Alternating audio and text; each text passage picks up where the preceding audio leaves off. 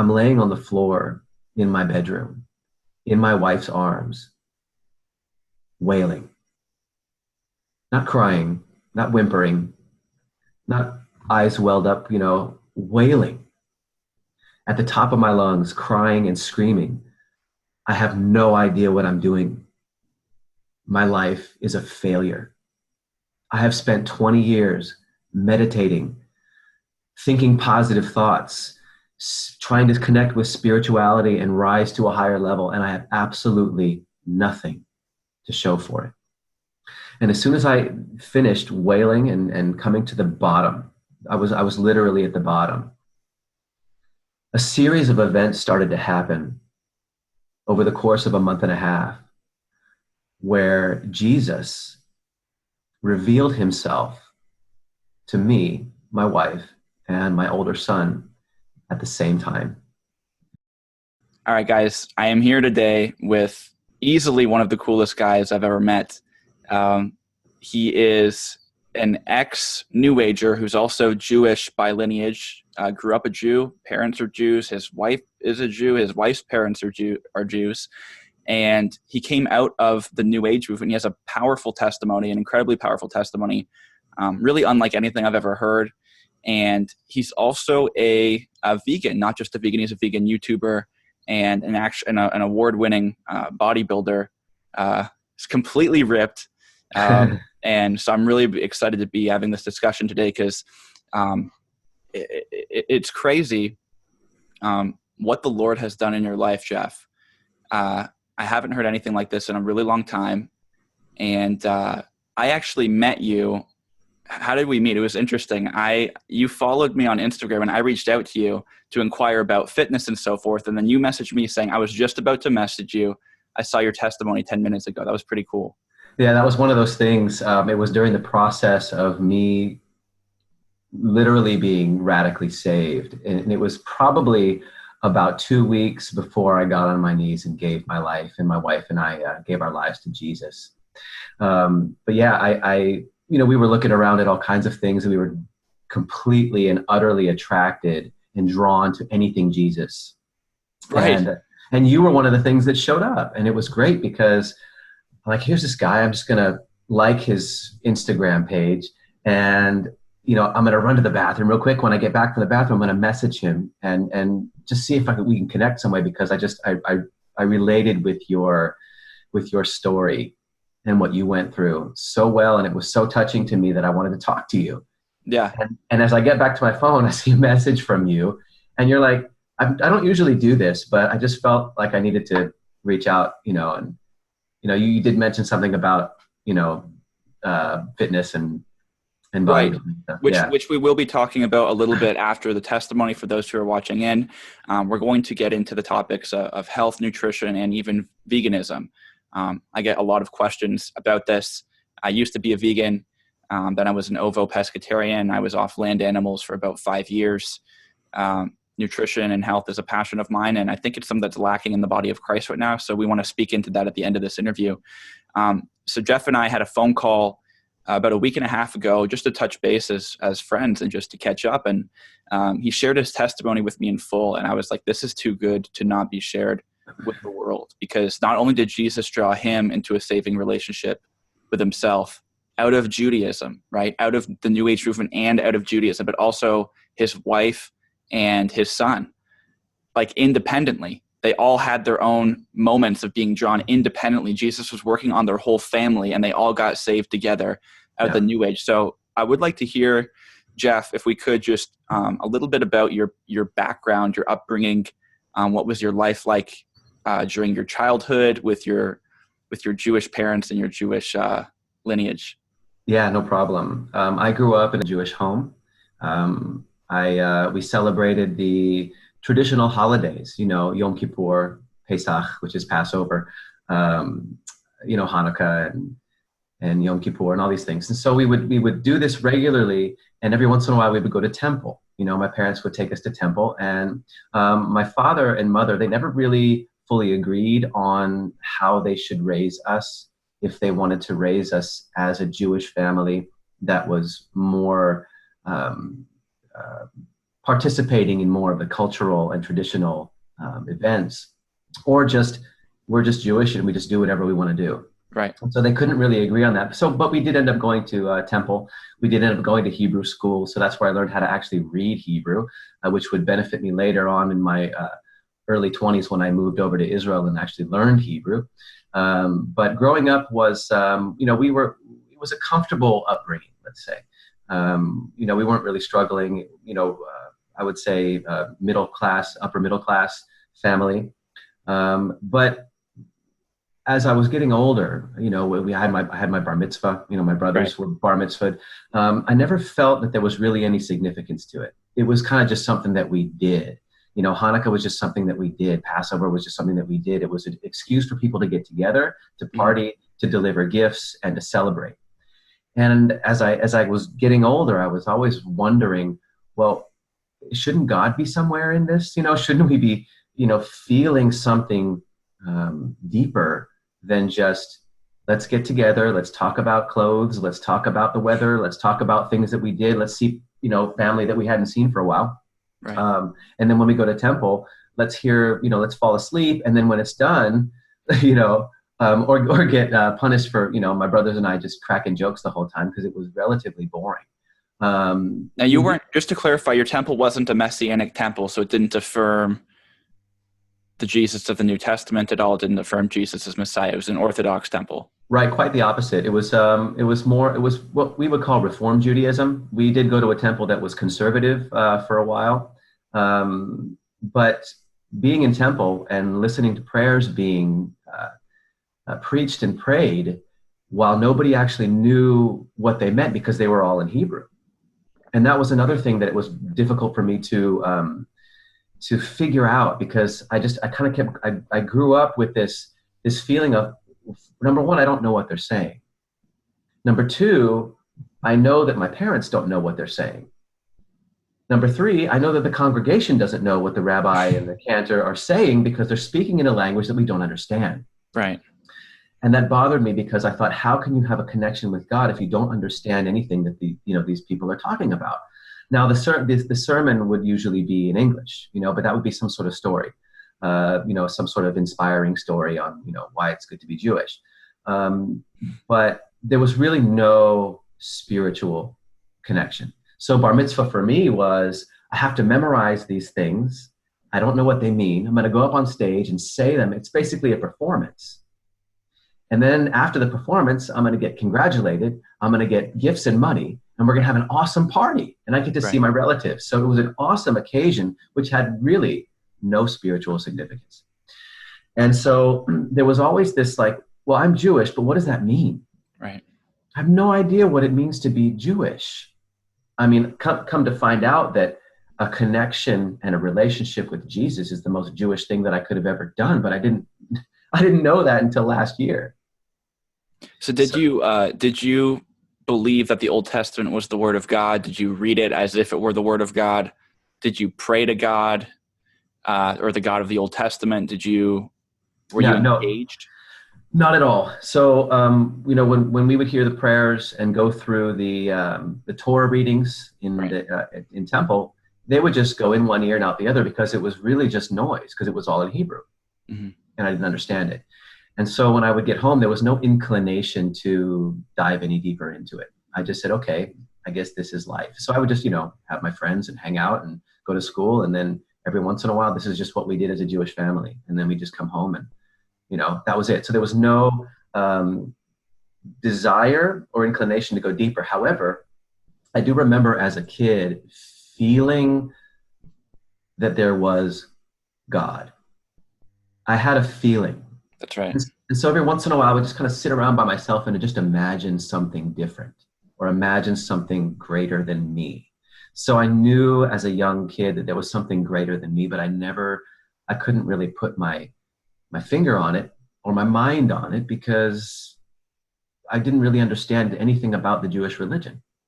Right. So I didn't know if I could equate what I felt with Judaism or not.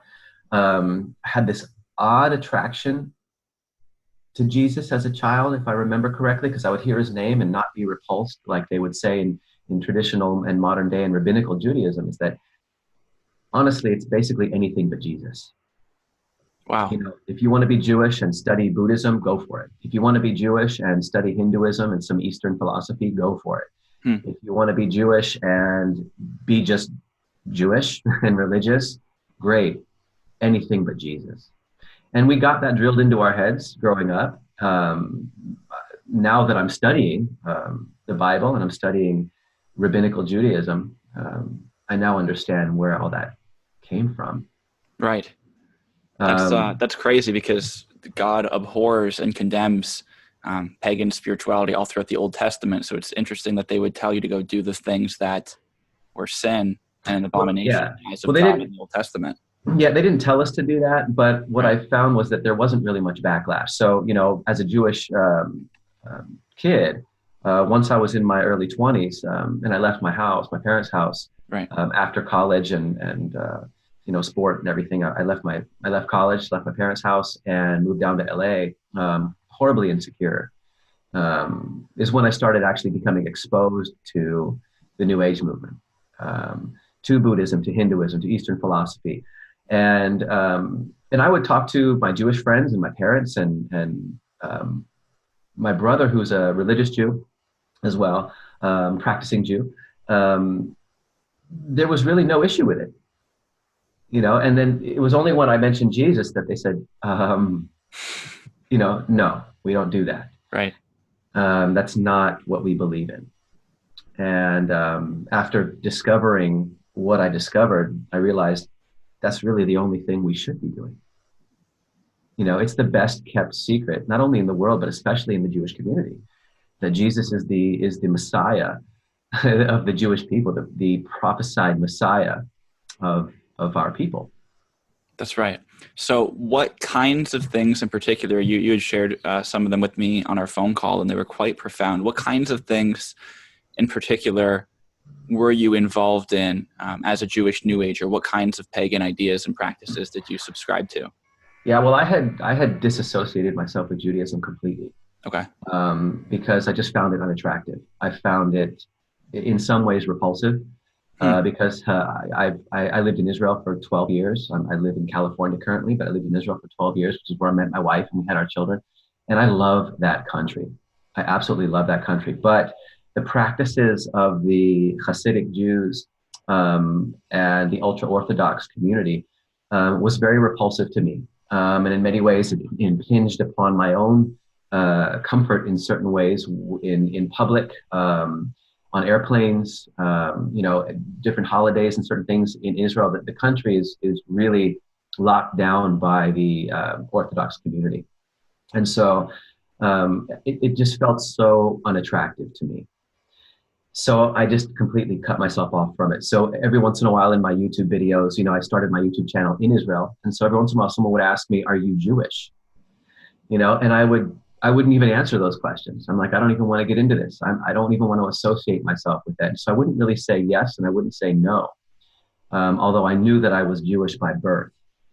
And so when I got to LA and I started being exposed to New Age philosophy, literally, dude, I jumped right in. I had no hesitation whatsoever. It was just like I got swept right in. I mean, I heard words about peace, meditation, clearing your mind, enlightenment, and all those terms that were used in the New Age movement. I started reading books, and I literally got sucked right in because I thought to myself, this is probably the best offer for peace that I've ever seen. Right. So going into it, I thought, well, this is great. I can basically do whatever I want to do with my life. And as long as I clear my mind, meditate on nothing, do some mantras, I'm going to elevate myself, do the actual work to spiritually elevate myself to a higher plane. So basically, it's all the spirituality you want without any consequences of bad behavior. Right. Exactly. That's part of the appeal for me as well. And one of the appeals of the New Age movement that kind of lured me in, for me, was the supernatural engagement that would result from pagan practices, because there really is some kind of energy you're interacting with, depending on what you're doing, depending on what entity you're trying to reach out to. There's something there. There's something interactive happening. The Bible's very clear on that. Places like 1 Corinthians 10:20 or Leviticus 17:7 or Acts 16:16. There's lots of places that verify pagan practices and rituals as being demonic in nature, that there is some kind of force there. Now, obviously, when you're a New Age, you're practicing this, they aren't revealing themselves to you as demons. You don't know you're interacting with demonic power, obviously, but you're interacting with something. And I actually, like you, I grew up in the church. I actually grew up in a Messianic synagogue for about a year and a half. I was in Canada's oldest Messianic synagogue, and like you, I had a very similar experience, going to synagogue for 5 hours every Saturday, reading in Hebrew. I have no idea what the words are. Right. Singing half the songs in Hebrew, kind of ritual prayers in Hebrew. And I didn't hear the gospel a single time. There was no mention of the Holy Spirit, the Baruch HaKodesh, or however you want to say it. And I think that's it, right? Ruach HaKodesh, yeah, Holy Spirit. Yeah, that's right. Ruach, not Baruch. Baruch is blessed. Yes. So Ruach, you can get into your throat if you need to for that one. But Ruach is spirit. HaKodesh is the holy. So it's backwards, but it's I think Jewish people have the least amount of phlegm in their throat because they're always clearing it. I think so. Anyway, at least Israelis, yeah. Anyway, yeah. I'm not sure if I mentioned at the beginning of the interview your name, Jeff Morgan. I'm not sure if I even mentioned that. Jeff Morgan, Guilt-Free TV is your YouTube channel. I'm going to include a link to it in the description. Yeah. Your name actually was Jewish. It had your initial birth name. It wasn't Morgan, correct? It was something else. Yeah. Well, my birth name was Morgan, but my family name, going back a couple generations, was Cohen, which is the Hebrew word for priest in Hebrew. So in English, it's we say Cohen, or priest, and in English, Hebrew, it's so Cohen. Your family believed you were part of this line of high priests. Well, yeah, because of that name. There's a certain status that comes along with that name. Now, we didn't necessarily believe in it because we didn't actually talk about that kind of stuff. Right. So we never really dove in. And so my father's father and his brother, so basically my father's father and his uncle, decided to change our last name from Cohen to Morgan to just get themselves as far away as they possibly could from anti-Semitism, which was running rampant on the East Coast of the United States in the time that my father's father moved here from Russia. Interesting. Okay, so you had this exceedingly Jewish lineage and background. It was completely spiritually dry and dead. Here comes the New Age movement, spiritual experiences and peace with absolutely no moral accountability. Right. Did it result in peace? Did it give you, what did it do for you? Unfortunately, it did, but only in the beginning. Which I think is the draw to the whole thing, is that it's really lollipops and flowers when you start. I mean, literally, because there's a certain spirit that's moving through this movement, a certain dark spirit that masquerades as a wonderfully beautiful, kind and caring character. And once I started meditating, I found that I was able to actually observe my own behavior. Now, self-awareness is a great thing, but it's not something that needs to be tethered to the New Age movement. But meditation, I was taught to meditate. I kind of got involved in a very small cult at the time as well. We had meetings and talkings of spiritual happenings and things that we could do to increase our ability to meditate, so we can meditate deeper. Right. We could go deeper, connect with our spirit more, our spirit guide more. And I found a lot of peace in that because I came from a household that was very, I would say, anxious. There was a lot of fear and anxiety in my home, although we had a comfortable upbringing, a lot of fear and anxiety. And so leaving that, I left the house insecure and I didn't feel capable. And so when I started to meditate and get quiet and empty my mind of thought, I just found that silence was the best thing I had ever experienced, because I hadn't experienced silence my entire life. Right. And that would basically just beat up my mind and my heart for so many years to not have quiet moments and not have silence, to finally have silence was incredible. So I would do anything I can to make sure that I had silence everywhere I went. So, I would put earplugs Right. in my ear to dampen the noise from the outside coming in. I'd walk around the street with earplugs in. I would Right. meditate with earplugs in. Sometimes I'd sleep with earplugs, and I kind of got addicted to the silence. I know what that's like. I know exactly what you're describing. Yeah, so I had really nice experiences in the beginning, and I felt empowered. I felt like I was able to take my own power back from my parents, from the authorities that I grew up following, and have my own sense of self-worth. Right. So it felt great. Now, this was my early 20s. And so, when I was in my early 20s, it was like, this is a really incredible experience. I started reading books like the autobiography of a yogi by Paramahansa Yogananda, Right. book called The Prophet by Khalil Gibran, if I pronounced his name correctly. And, all those books, and Celestine Prophecy and everything. And I was like, wow, this is magical. I'm gonna meditate so hard, that Right. I'm gonna meditate so hard that my mind's just gonna explode with love, peace, and enlightenment. And this was a cool concept in my early 20s. And at that point was the point that all of my insecurity kind of came to a head. And I said, I need to do something different with my life. I need to leave everything that I know, all of the influences, everybody that I grew up with, the girlfriend that I had at the time I broke up with, sold all my possessions and bought a one-way ticket to Israel. Really? At that time, yeah. It was just one of those moments where I honestly believe, looking back, that God had his hand on me at that moment. He saw me and he saw what I was getting into. He saw who I was, and he literally picked me up and put me where I needed to be for my future so that I could come to know him. But obviously this is over 20 years later that it actually really happened. Right. But that's music to your ears if you're a Molinist. That's kind of a God's foresight, his providential foresight, and knowing where he has to put you in order to lead you to a place of humbleness and brokenness such that you will cooperate with his grace. Right. So did you mentioned to me you were studying under someone, so you're practicing the new age practices like meditation. It's interesting how you equate silence with peace. I've found that peace is the presence of something, not the absence of something, right? It's the presence of the Holy Spirit. Totally. I've come to learn that completely. Yeah. Yeah. You And can the have feeling no of that. sound and no conflict and still not be at peace. Right. The absence of Right. sound is not necessarily even a good thing. Yeah, and that's the interesting thing, because I would meditate so much, and there was a period of time actually for about 6 months that I was meditating and doing mantras for an hour and a half a day. Really?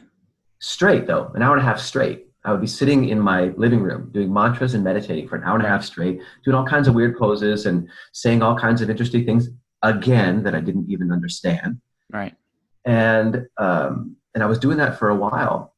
And when I would come out of meditation, even a couple years ago, I would meditate and I would come out of meditation feeling awesome.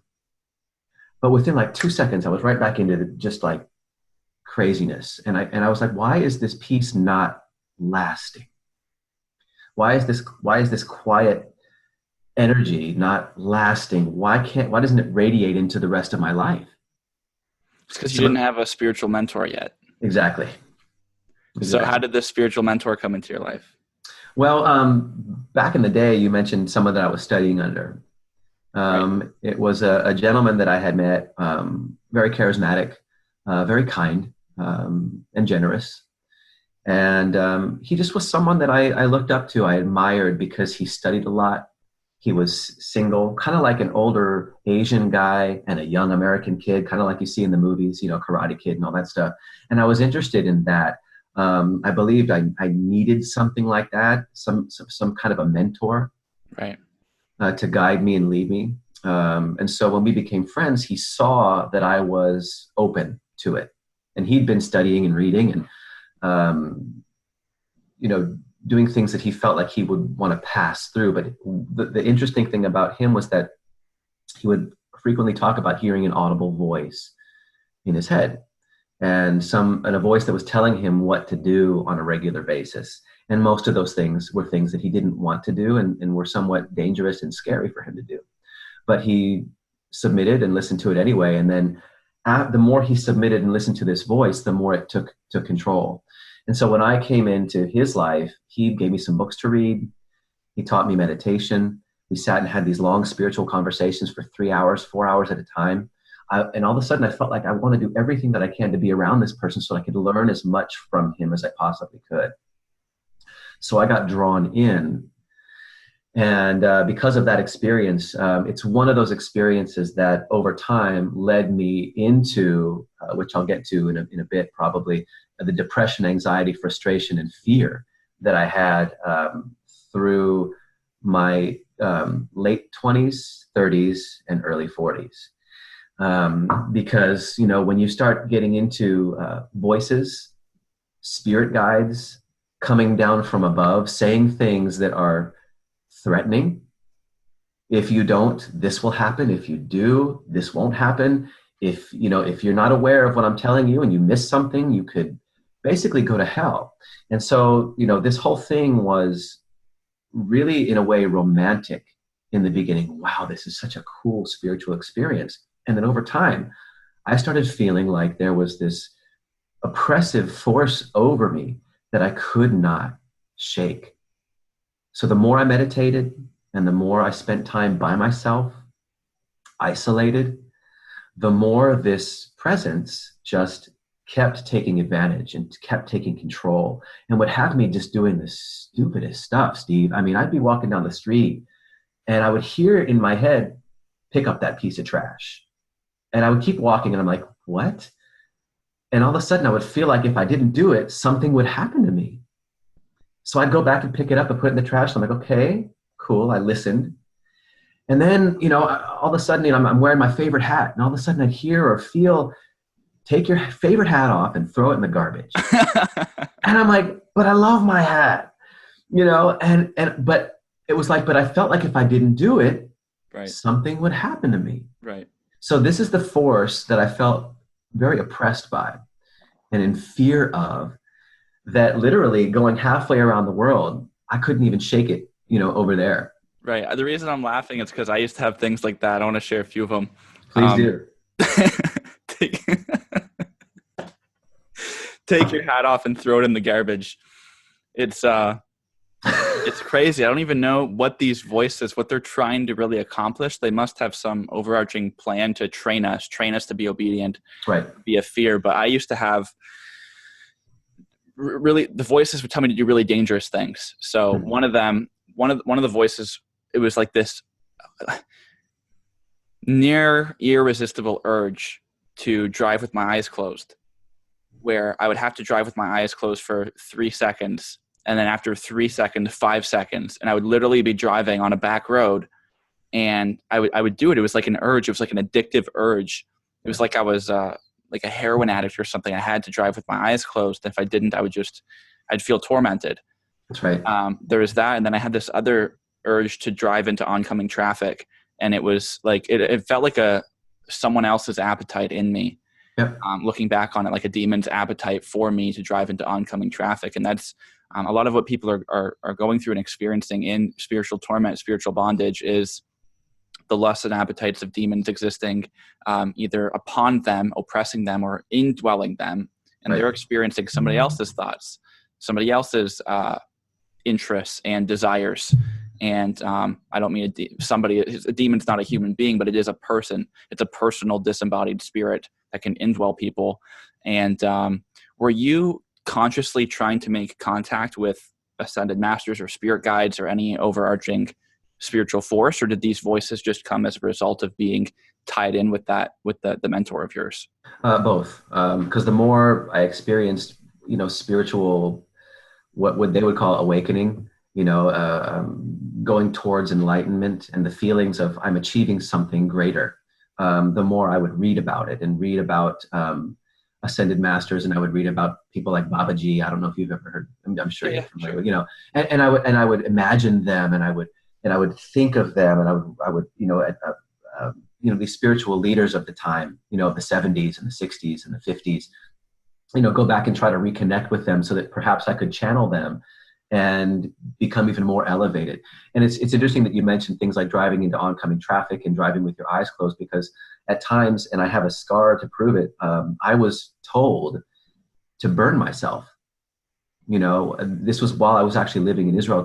For the first time I actually ever went there, which was a really awesome experience in many ways. But at the time, also, I was really controlled by this voice. I would sit around it, and smoking is very popular in Israel, and especially at that time. This was over 20 years ago. And I was in the army at the time doing some service. I felt like it was something I needed to do for discipline. And everybody was smoking. I'm smoking a cigarette, and I'm hearing this voice, put the cigarette out on your hand, on my knuckle right here. And I was like, for real? And it was like, do it. And I was like, okay. So I'm burning myself, putting myself through painful experiences. And there were other things, cutting myself and doing all kinds of stuff, because I felt like, and the justification for it all was, I need to toughen myself up. I need to become disciplined and obedient. And that was really the driving force behind doing things that were physically and mentally painful. That's really interesting. So what were some of the encounters you had while you were studying under this mentor? What were some of the things that he would try to teach you and impart to you as this, self-proclaimed guru? Well, one of the things that stood out the most was that we could recognize other people that were destined to come to him. That we could go out to places, to cafes, to pool halls, to bars, to clubs, and sit around these clubs and look at people and be able to point out spiritually who's supposed to be coming to their spiritual master, basically. And so this was odd, because we would actually go out and do that. And, I would look around, and it just sounds so, I don't want to say hilarious, but it just sounds so wrong now to talk about it. But we would look around the room, and I would point out people, and he would agree. And, yep, you're doing a great job. These are the right people. Basically spiritual kudos to you for being such a wonderful spiritual student. And, there may be people out there listening right now that are involved in stuff like this. And there may be people out there listening right now that are actually thinking, how could you actually allow someone to take control of you like that? But I'm telling you, as a young, easily influenced, vulnerable, and gullible kid, it happens to a lot of people in this world, because they're looking for something that they didn't get growing up. And when they find something like that, which appears all loving and all accepting and can give you a sense of power, right, we jump right in and we believe it, because we didn't have anything that equipped us when we were younger to go out into the world and recognize these things as evil. That's right. And we're so spiritually deprived and depraved. We have no supernatural engagement our entire life. It's dry, dead religion or Darwinianism. And those are like the only two options. And then New Age teachers, they position themselves as father figures. And there's who I would consider like New Age teachers. There's also New Age cult leaders, where they kind of have more cult followings, and they're more retreat oriented. Come on this retreat, come take this class, and they develop a following, and they look up to them almost as like, almost as a Christ, almost as absolutely Jesus himself. In fact, did your cult follower or your cult leader, I guess, liken himself to being Christ? Was that something that he did? Yeah. He was above Christ. He was above Christ. Which now is hilarious to think about, because, there's no one above. And so. Because Jesus made him. That's right. Right. So at the time, that's what I thought. So right. In a way, I trembled with fear. But at the same time, I was excited, thinking that I was this close to someone that I thought was divine. So you mentioned something earlier about experiences that I may have had, in addition to, going out and picking out people in a crowd. There was a lot of things. And one of the things I do remember doing is I remember one night meditating in my bed, laying in my bed. And after I fell asleep, I remember myself rising out of my body. And I turned over, and I was facing myself. above my body, and I simply floated away. This lasted about 30 seconds, and I floated back in, and I came back down into my body. And when I woke up from that, I was like, whoa, that was so real. And I did everything I possibly could to try to get that to happen again. And it never did. But I did have one of those experiences. Yeah, that would be called astral projection or an out of body experience. Yep. I had two of those. I thought, like you did, it was a symptom of spiritual development. Right. Like I'm learning how not only to master my own mind, I'm learning how to master my own spirit body, where now I have, sovereignty over my own soul. I must be getting closer to the truth. I actually thought God was blessing me. I thought that was evidence that God was on my side. Congratulations for evolving yourself spiritually. Here's a little bit more secret knowledge, a little bit more spiritual insight for your obedience and serving humanity and trying to raise your consciousness and the consciousness of the planet and so forth. And power. Here's some spiritual power that you have that nobody else that has. And boy, I use that stuff as bragging rights. Oh, absolutely. I was so smug, brother, when I came back into my body the first day. I was in university at the time, and we were studying in my Greek and Roman philosophy course, ancient Greek and Roman philosophy course. After I got into my body at like 6 a.m, come like 10 a.m., we're having a class debate about whether or not the soul exists.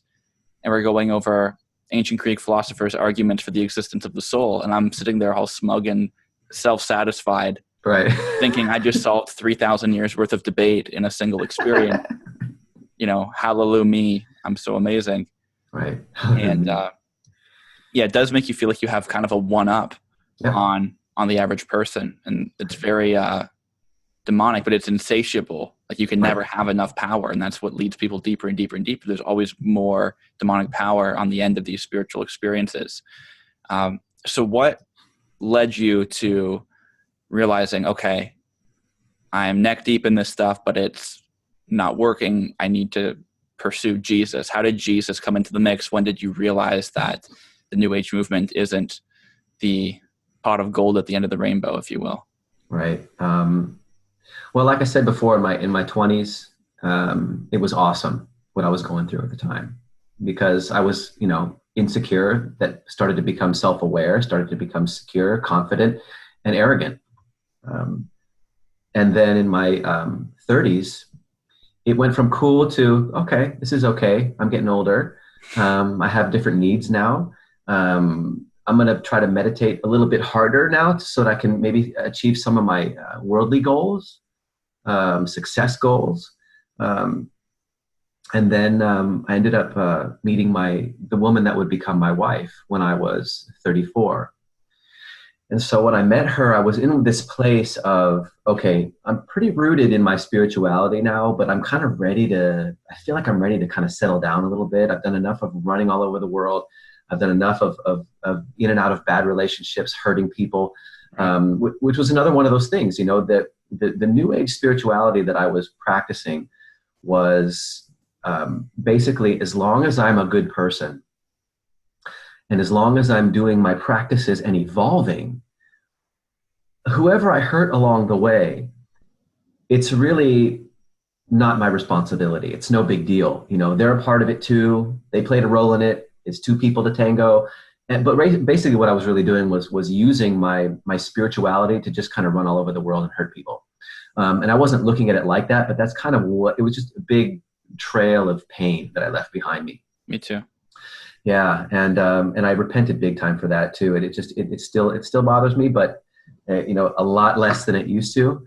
I'm glad that it bothers me because, that kind of behavior is just, it's not just wrong in a human way. It's wrong spiritually. It's wrong biblically. It's wrong in every way you could think to come into someone's life, shake their life up, hurt them and leave them.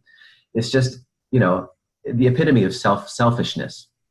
And so when I met my wife, I was kind of at the tail end of bad relationships. And I said, it's time to settle down. And when I met her, she was also going through some issues. And, you know, as we like to do as spiritual, enlightened human beings, we like to teach people what we learned and what we know. So, you know, I inducted her right into the Meditation Hall of Fame. And, you know, this is how we do it. This is how we think better about ourselves, positive thinking, positive mantras. And there's nothing wrong with thinking good thoughts about yourself. But to do that in escape from reality can be really harmful because it doesn't allow you to actually deal with certain issues that are in front of you at the time. Right. And so I would help her a lot and brought her into that. So I felt like we had a really good relationship to start. We weren't overboard spiritual, you know, but we did have, you know, Buddha statues and Om symbols and things like that. And we would occasionally meditate together, talk about deep spiritual things, but we would just go on with regular life. We opened up our own business, and we were working with animals at the time, and you know, just going through our relationship. But we had our first son relatively quickly, and but on purpose. So we got married 3 months later. We're like, you know, this feels right. You know, let's have our first son. So we had our first son, and the family unit was strong, but the way that I went through the New Age movement, I started to realize that my philosophy was not something that I actually felt that I could actually literally pass down to another generation. It wasn't something that I felt that could equip them, but I was so stuck to it that I just, you know, kept going with it, you know. And as my first son came and our second son came, we would teach them meditation. We would have them sitting, okay, guys, quiet your mind, empty your mind. There's so much noise going around with video games and school and television and people yelling at you and all this stuff. It's time to quiet your mind and be those children that can sit still and, you know, and be focused. Right. I was teaching them these things. And did it feel wrong at the time? I would have to say that there was a little bit of it that did, because I was never fully sure. Mm-hmm. There's a sense that Jesus gives a sense of security and sureness that I had never felt before. So when I look back on how I felt about delivering my philosophy down to the next generation, I was a little bit nervous about it. I thought it was right, you know, but once a family started becoming under my influence, I realized that, can I pass this down? Is this really okay for me to be passing down? And it felt kind of odd, but I did it anyway. So from the beginning of my relationship with my wife, we've been married for almost 12 years. She noticed that every year I would become more and more isolated, secluded, and depressed. And she couldn't figure out why. And every time that I noticed that was happening to me, what I would do was I'd simply ramp up the positive motivational mantra to myself, positive affirmations. I'd take walks down the street, just you know, everything's great. Everything's great. Life is amazing. Good things are going to be happening. And I would just do this, you know, and I would go listen to people like Eckhart Tolle and Sadhguru and all these people that I would have in my ear at the time. And I would repeat the things that they were saying, and I would read their books, and I would go out and do it. And I couldn't take that and make anything of it. And you know, when I say, Steve, when I say that when I go for something, I go all in. I was all in. I'm like, I'm going to do everything I possibly can right now to create my own better life. So I would just get deeper, because I'd find that I'd try to do something and succeed and it wouldn't work. And I'd try to do something else and it wouldn't succeed. And I was like, what am I doing wrong here? So I would try even harder. And the more effort that I put in to positive thinking, to self-affirmation, to reaffirmation, over and over again, the more exhausted I became. And I would listen to these testimonials. Oh, I attracted into my life $30,000. And right. So the next thing you'd see me doing is walking around the streets of Tel Aviv, or, you know, where we used to live near Tel Aviv, saying over and over in my mind, I'm going to come into $30,000. I'm going to come into $30,000. I know it's going to happen. And it's like, and I know people are out there doing that right now. I mean, I was just watching I was overhearing, because I was in a crowd of New Agers this weekend, which is difficult for me, but I'm understanding because I was just there. they were listening to one of those new age video YouTube, YouTube video videos. And the guy was like, you can manifest like a boss. And I'm going to show you how to manifest like a boss. And I was like, if this is true, I would be wealthy and rich. I would have that $30,000 over and over again because I was all in. I was focused. I was positive to the point of just sickness. And it was unbelievably exhausting, Steve. By the time I was in my early 40s, not only was my health failing, which is why I changed my diet, um, I could no longer keep a happy face. So my wife would come home with the kids after school, and I was like, okay, where are you guys going now?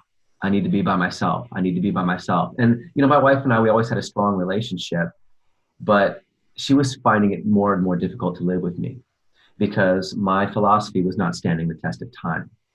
I was still fearful, anxious, nervous, frustrated with life, and didn't know what to do with myself.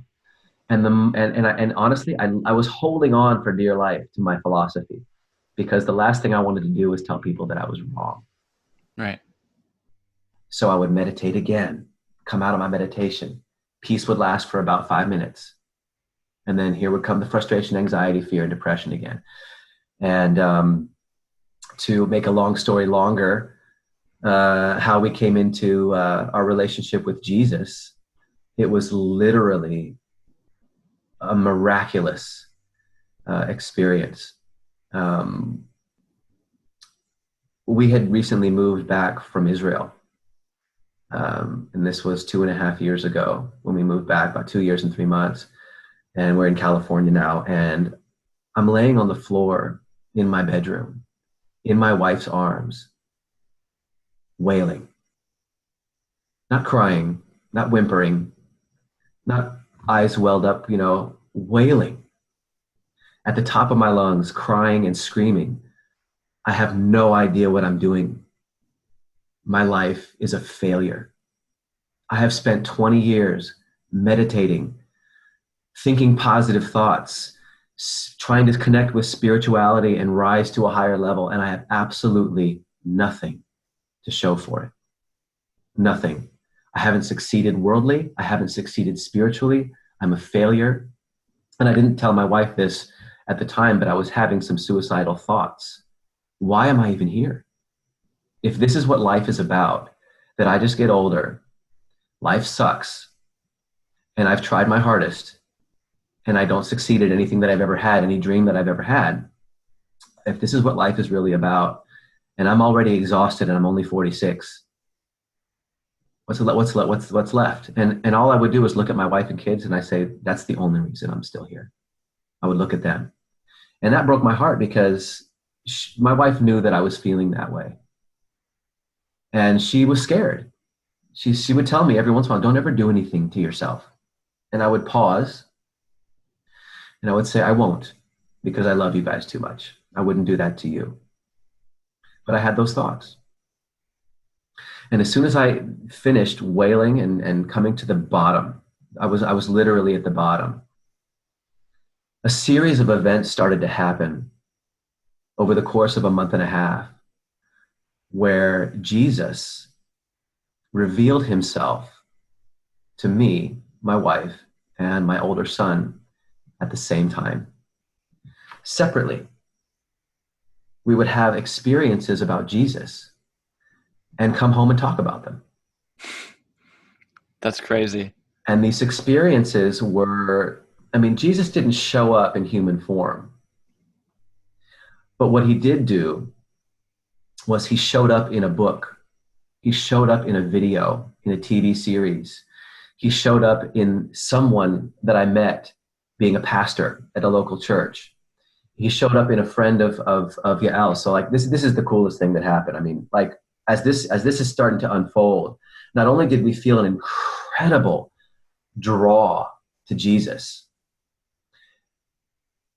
we were incredibly drawn to everything about him. And I'd never felt this before because growing up in traditional Jewish families, and my wife as well, everything but Jesus. So we weren't looking for Jesus, which was the most miraculous thing. So Jesus shows up to me I'm at the gym, for instance, and I'm training, I'm working out, and I'm doing my regular thing. And there's this guy in the corner working out, and he's like expressing himself in a way that you don't normally see people in the gym expressing themselves. I mean, he's like jumping back and forth and breathing really heavy and jumping all over the machines and going upside down and doing all kinds of crazy stuff. And everybody else is looking at him like he's strange. But then he'd come down from the equipment and he would shake somebody's hand and hug someone. And he was smiling and glowing. And I'm like, I want what he has. Right. And I'm still at the tail end of my spiritual, hardship, from the bottom. Right. And I'm like, I want what he has. So I walk up to this guy and I introduce myself. He introduced himself and immediately starts praying for me. And at the first I was like, this is kind of uncomfortable. He puts his arm around me. And at the end of his prayer, he says, in Jesus' name. And I said, Amen. And it just came out. And then every day that I'd go to the gym, I would look for this guy. And I'd go up to him like, hey man, could you give me some of that, Jesus energy, that prayer? And we would pray together in the gym. And it was just incredible. So it felt great.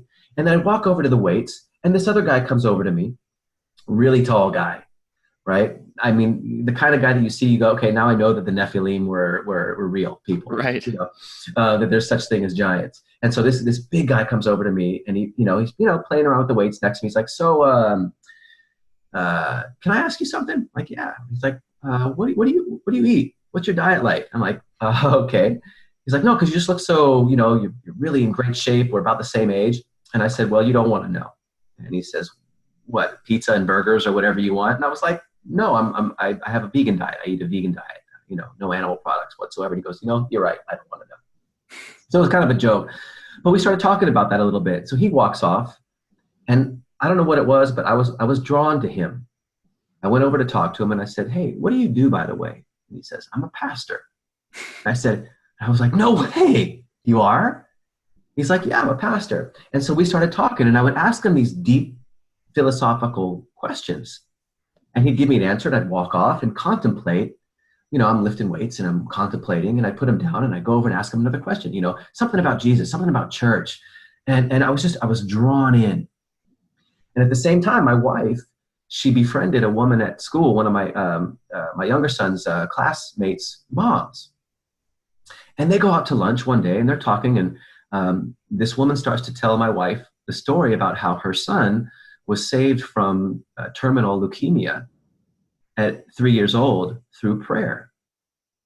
His 90% of his body was cancer. And the doctors basically told them, the parents, to go in and say goodbye to their son. And before they decided to do any kind of treatment, they said, before you do anything with my son, we need to pray.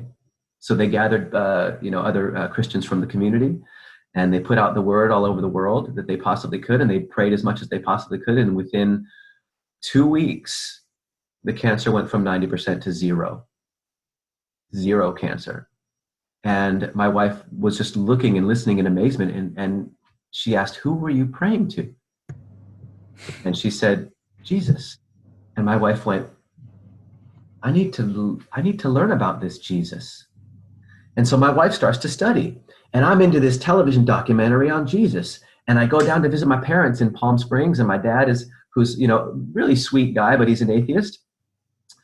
But he loves reading. He's an avid reader. And I always remember as a child looking in his bedroom and always seeing him in bed with a book, always with a book at night.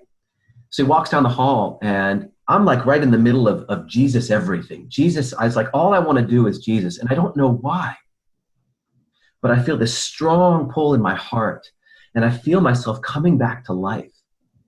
And all I wanted to do was learn about Jesus. And he hands me this book. And he says, I don't know why, but I think you might enjoy this book. And I look at the book, and on the cover it says, Living on Borrowed Time, the Imminent Return of Jesus.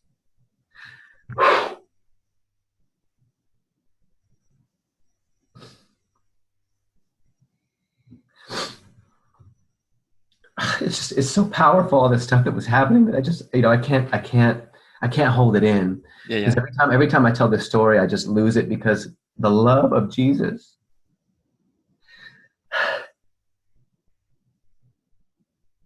and what he did to save me and my family. I can't ever express my gratitude enough than to just live for him and surrender my life to him. So I asked my dad to look at this book. And I said, "What are you doing reading this book?" He's an atheist. And he said, "I don't know. I just had a Christian friend, and he said, you might want to read this book. It might be interesting to you." So he read it and he passed it on to me. And I said, if this book came from anybody else, it wouldn't have had the impact that it did just now. So I went in my room and started reading that book. And after that book, I'm looking at another television show, or Netflix series on Jesus. Everything Jesus. I couldn't get enough. My wife at the time was in Israel with my two sons. They went on a trip. I was at home working, and she was talking to her dad about Jesus. She was in the Holy Land at the same time, and we're talking about our experiences. "Oh, my dad gave me this book. I saw this thing. Oh, I was just talking to my dad," and then my son, at the same time that all this was happening, befriended a kid from church. From school, from his class, that was inviting him to church. So he was going to church and How hearing the old? gospel. How old was your son at the time? 9 years old. He's now 10. So all of this is so recent. This is literally just about a year ago. And at the same time, he's going to church with a buddy of his on Wednesday nights, coming home. And I'm like, "What'd you learn, man? Was it exciting? Tell me something." And he'd tell me, and it was really interesting, because my wife would take him aside and say, "Listen, honey, just want to let you know, I want you to have a great time at church, but we're Jewish. We don't believe in Jesus." And this is while this was unfolding, but she was still afraid, because in her mind, anything but Jesus. So So she's like, Jesus is drawing a 9-year-old boy. Jesus is drawing a 9-year-old boy, and there's so many things that happened through him, to him, that are just incredible since then. And so he's going into church, coming back and talking to us. I'm going out, coming back and talking to the family. My wife's going out, coming, and this is all happening to us at the same exact time. And my wife and I would lay up in bed at night watching testimonials of Jews that came to Jesus, and we were just getting blown away. And I'm going to get right to it. The thing that brought me to my knees, because we were like, okay, when do we do this? When do we give ourselves? Do we say it now? Do we get on our knees now and say, "Lord Jesus, come into my heart. You're the Lord of my life"? Do we do it now? When do we do it? And so one night I was at church, because I had started going to the church that this pastor I met at the gym, and they were talking about the transfiguration. And now 2 nights before, I remember praying, because I wasn't sure exactly who I was praying to at the time, but I remember sitting next to my bed, and all I was asking for was to release me from this oppression, release me from that voice in my head, release me from that guy that I was following, because I was in fear. That whole 20 years, I was in fear of what could happen to me if I didn't obey the voice. And all I was saying was, "Release me from this, free me from this, please." God. I would say God. I didn't know it was Jesus. So I went to church one night, and we're listening to the story of the transfiguration, and I'd never heard it before, about disciples going up on a mountain with Jesus. And Jesus is talking to Elijah and Moses. And Peter frantically tries to create, "Lord, I'm going to make a tent here for Elijah, a tent for Moses, and a tent for you." And the cloud of light comes over and covers them. And Elijah and Moses disappear. And it's only Jesus. And God comes down and says, or the voice comes down and says, "This is my son who I am well pleased. Listen to him." And the message that I got from that was, he is the only one. The only one. And that just broke my heart right open. And I went, whoa, the only one. I went right home and I told it was like a men's study. I went right home and I told my wife about the story. And I said, "Honey, you got to hear about what we learned about in church, that Jesus is the only one." And I said, "But first I have to tell you something a little bit more deep about my past experience with this gentleman." and the things that he did, and the grasp that he had on my psyche, and I wasn't freed from it. And she said, I got to tell you, I had a dream last night. And in that dream, I was at a school, and I was watching a bunch of kids running away. And they were running away from something that they were afraid of. And one of the kids branched off and went by himself into this room. So I decided to go follow this kid. And I opened the door, and I see this young kid sitting in the corner, shaking in fear, and this dark spirit or this demon hovering over him and tormenting him.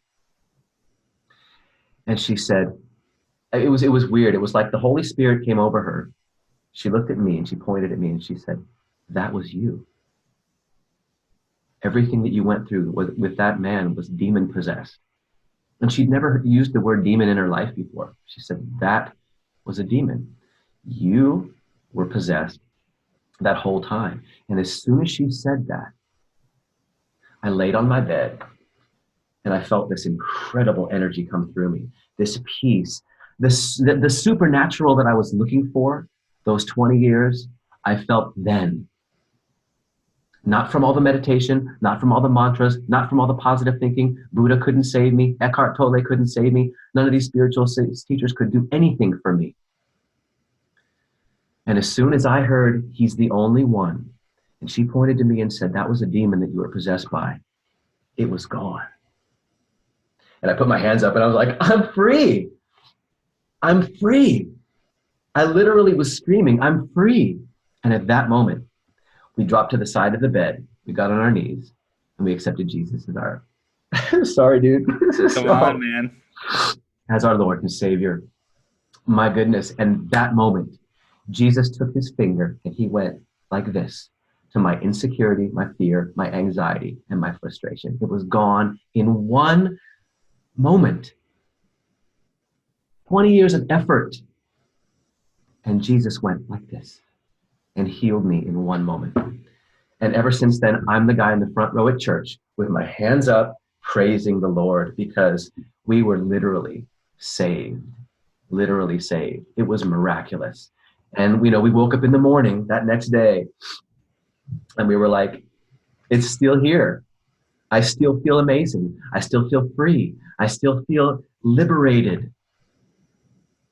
It was gone, never to return. And every time I hear a testimonial about a drug addict that was hooked on drugs and abusive lifestyle and behavior for his whole life, for 20 years, in one night gone. And I'm like, I get it. I get it. Jesus does that. And that's what he did for me and my family. And since then, and this was February 10th, 2018 at 11 p.m.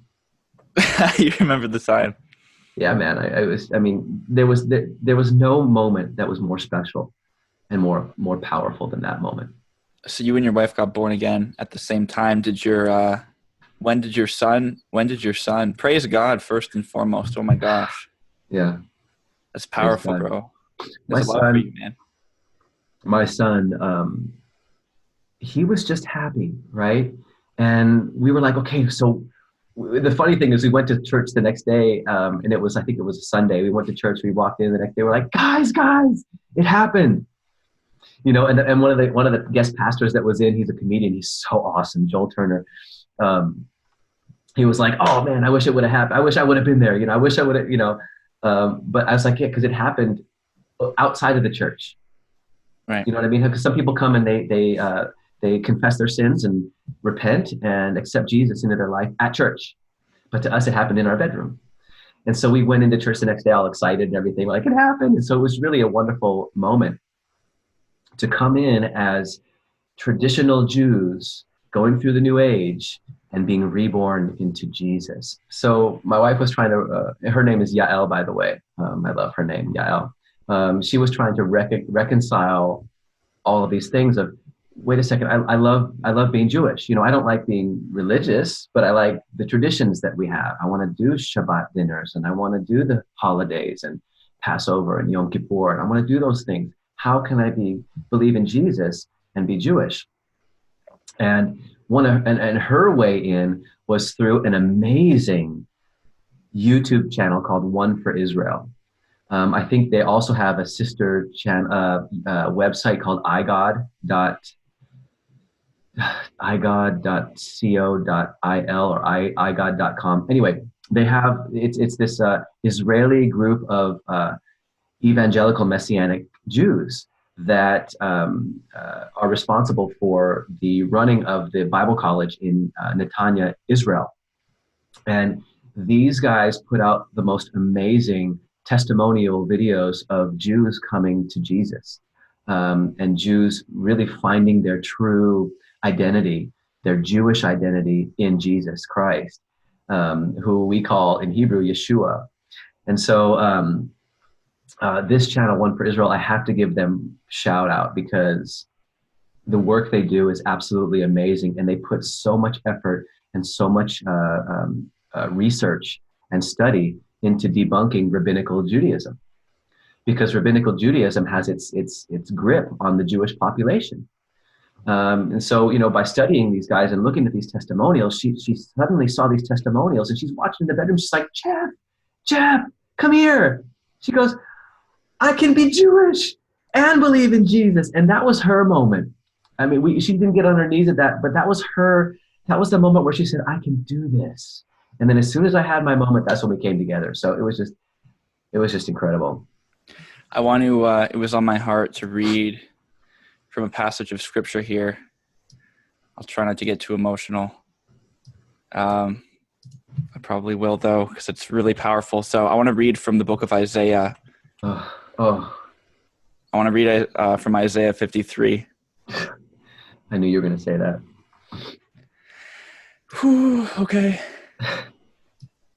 By the way, before you get into this, Isaiah 53, to those that are listening, is the forbidden chapter in Jewish traditional Judaism. It's the chapter that if you're studying Judaism, you're not allowed to read it.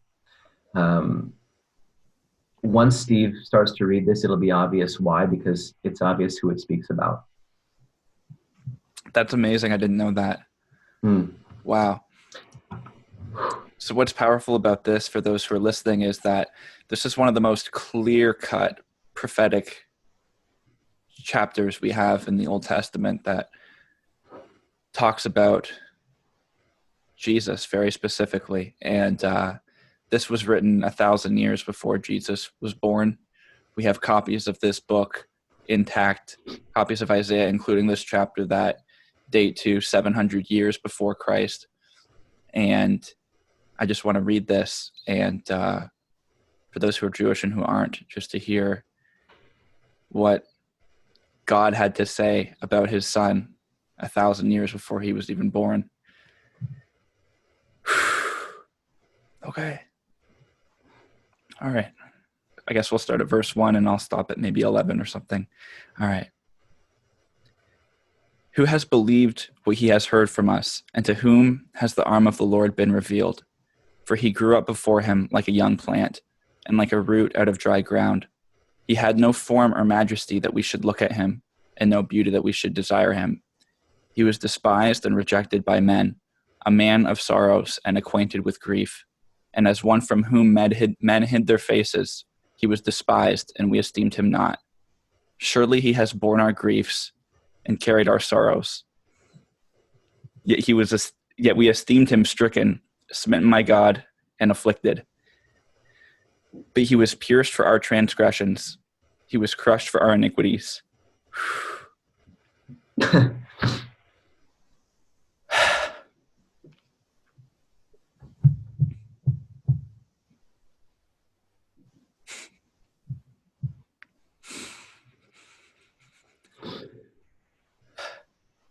Upon him was the chastisement that brought us peace, and with his wounds we are healed.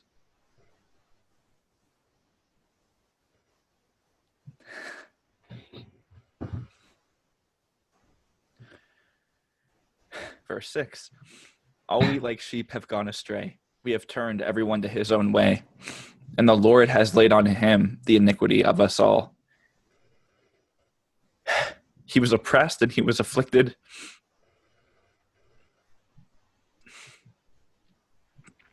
yet he opened not his mouth. like a lamb that is led to the slaughter, and like a sheep that before it shears is silent, so he opened not his mouth. By oppression and judgment he was taken away. And as for his generation, who considered that he was cut off out of the land of the living, stricken for the transgression of my people. And they made his grave with the wicked, and a rich man in his death, although he had done no violence, and there was no deceit in his mouth. Yet it was the will of the Lord to crush him. He has put him to grief when his soul makes an offering for guilt. He shall see his offspring, he shall prolong his days. The will of the Lord shall prosper in his hand. Out of the anguish of his soul he shall see and be satisfied. I love this verse. By his knowledge shall the righteous one, my servant, make many to be accounted righteous, and he shall bear their iniquities. Therefore I will divide him a portion with the many, and he shall divide the spoil with the strong, because he poured out his soul to death and was numbered with the transgressors. Yet he bore the sin of many and makes intercession for the transgressors. That's the gospel, bro. Dude, That's the good news. you don't know how many times we've heard that when people take this verse, the Jewish people, and they don't tell them where it's from, they automatically assume and think that it's from the New Testament. And it's from the Old Covenant, the Old Testament, that us as Jews grow up, learning about, reading about, hearing about. But that's the forbidden chapter, the one that talks about Jesus. And some of these things, they're really, really specific to the circumstances that surround Jesus. For example, it talks about one of the things would be he was oppressed and afflicted, yet he opened not his mouth, like a lamb that is led to the slaughter, and like a sheep that before it shears is silent, so he opened not his mouth. When he was being persecuted, he didn't respond back to them. When he was being smitten and slapped and so forth, he was silent. And it says in verse 8 that he was cut off out of the land of the living. They crucified him with criminals outside of the city walls, which was in the Old Testament, something would be dealt with, like a cleansing ritual would happen outside the city walls, so it wouldn't defile the inner camp. And he was considered, as it says in the Old Testament, cursed is anyone who hangs on a tree. And we learn in Galatians, Jesus became a curse for our sake, in the sense that God laid our sin upon him and our curses upon him.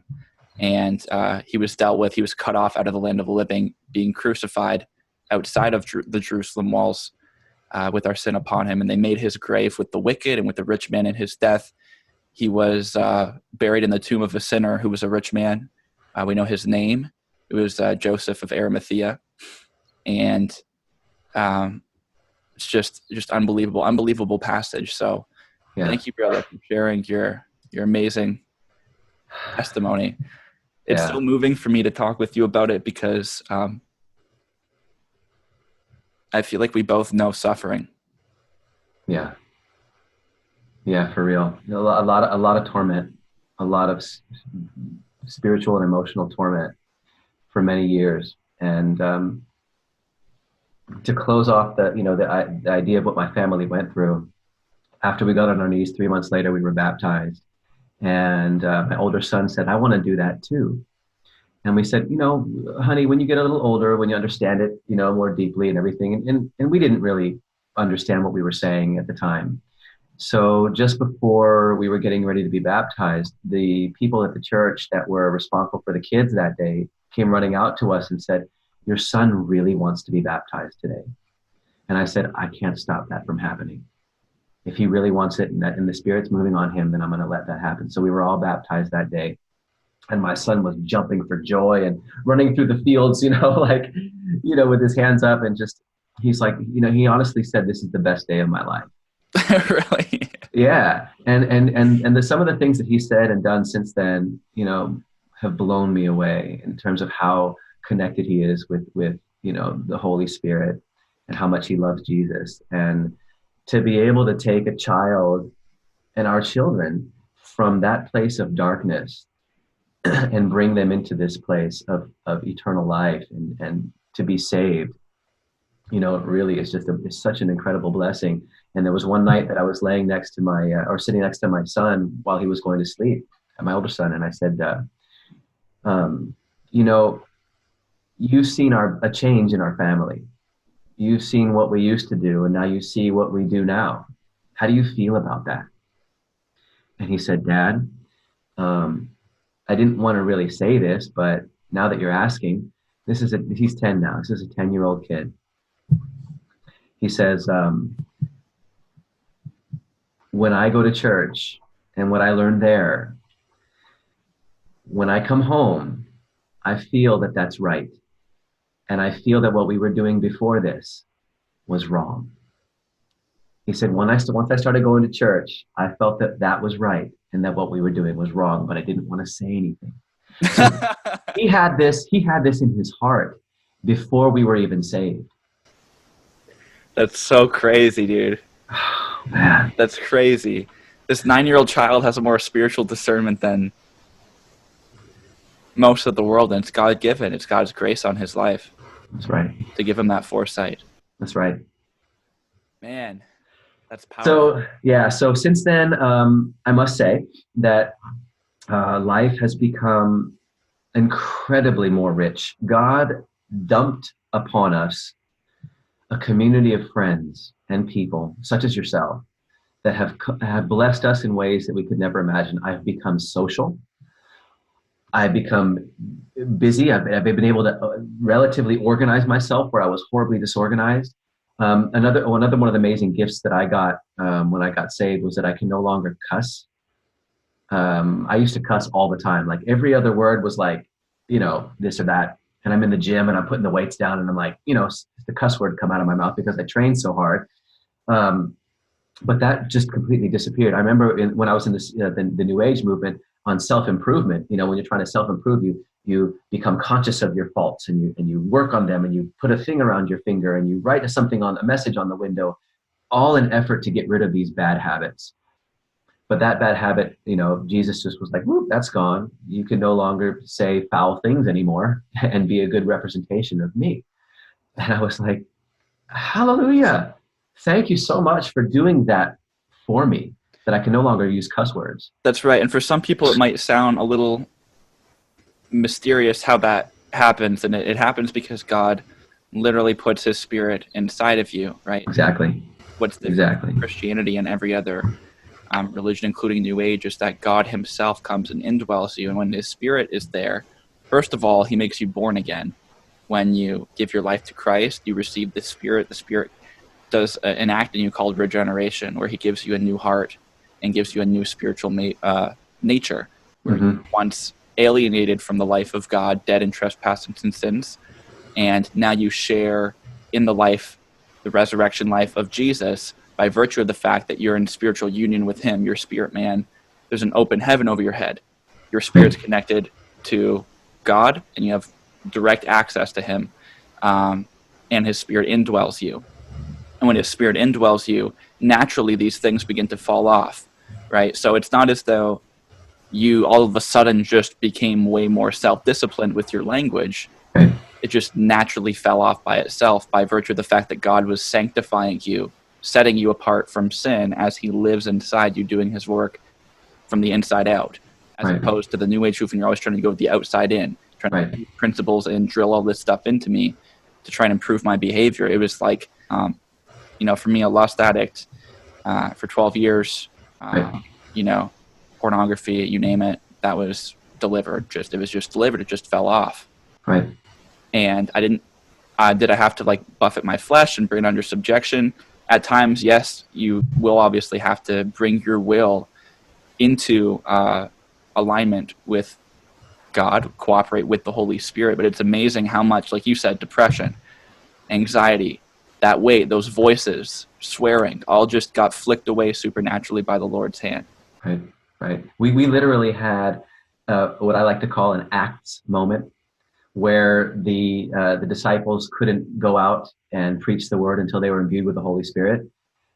We had that moment happen to us before we actually even really knew what it was. And that was just incredible because, here we are, Jews not looking for Jesus and, on the road to Damascus. You know what I mean? Yeah.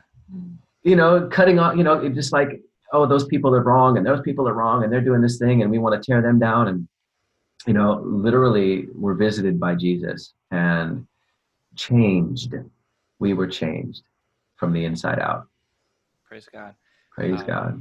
I would like to pray before we transition into maybe a little bit of a discussion on health and how that can fit into a Christian's walk. But we'd like to pray for the listeners right now. So, Lord, we come before you, and I ask you, God, to just bless everyone who's been listening to this. I ask, Holy Spirit, that you would move in their hearts right now, that your power would reign in them, that they would just have a touch of your Spirit, oh God, that they would have a conviction of their sin, of the cross, of the goodness of God. Your word says that the goodness of God leads us to repentance. We pray that the goodness of God that came through this testimony would cause people listening to get back on track with Jesus, to get back on track maybe for the first time with Jesus, to give their lives to him. We ask, Holy Spirit, that you would do a work in the minds and hearts of those listening, that they would have a thirst and a hunger for righteousness, a hunger and a thirst for Jesus, that you would just put that in them. And we ask, God, that you would do a new work in their lives. You would draw them to your Son, unto their salvation. We pray this in Jesus' name. Amen. Amen.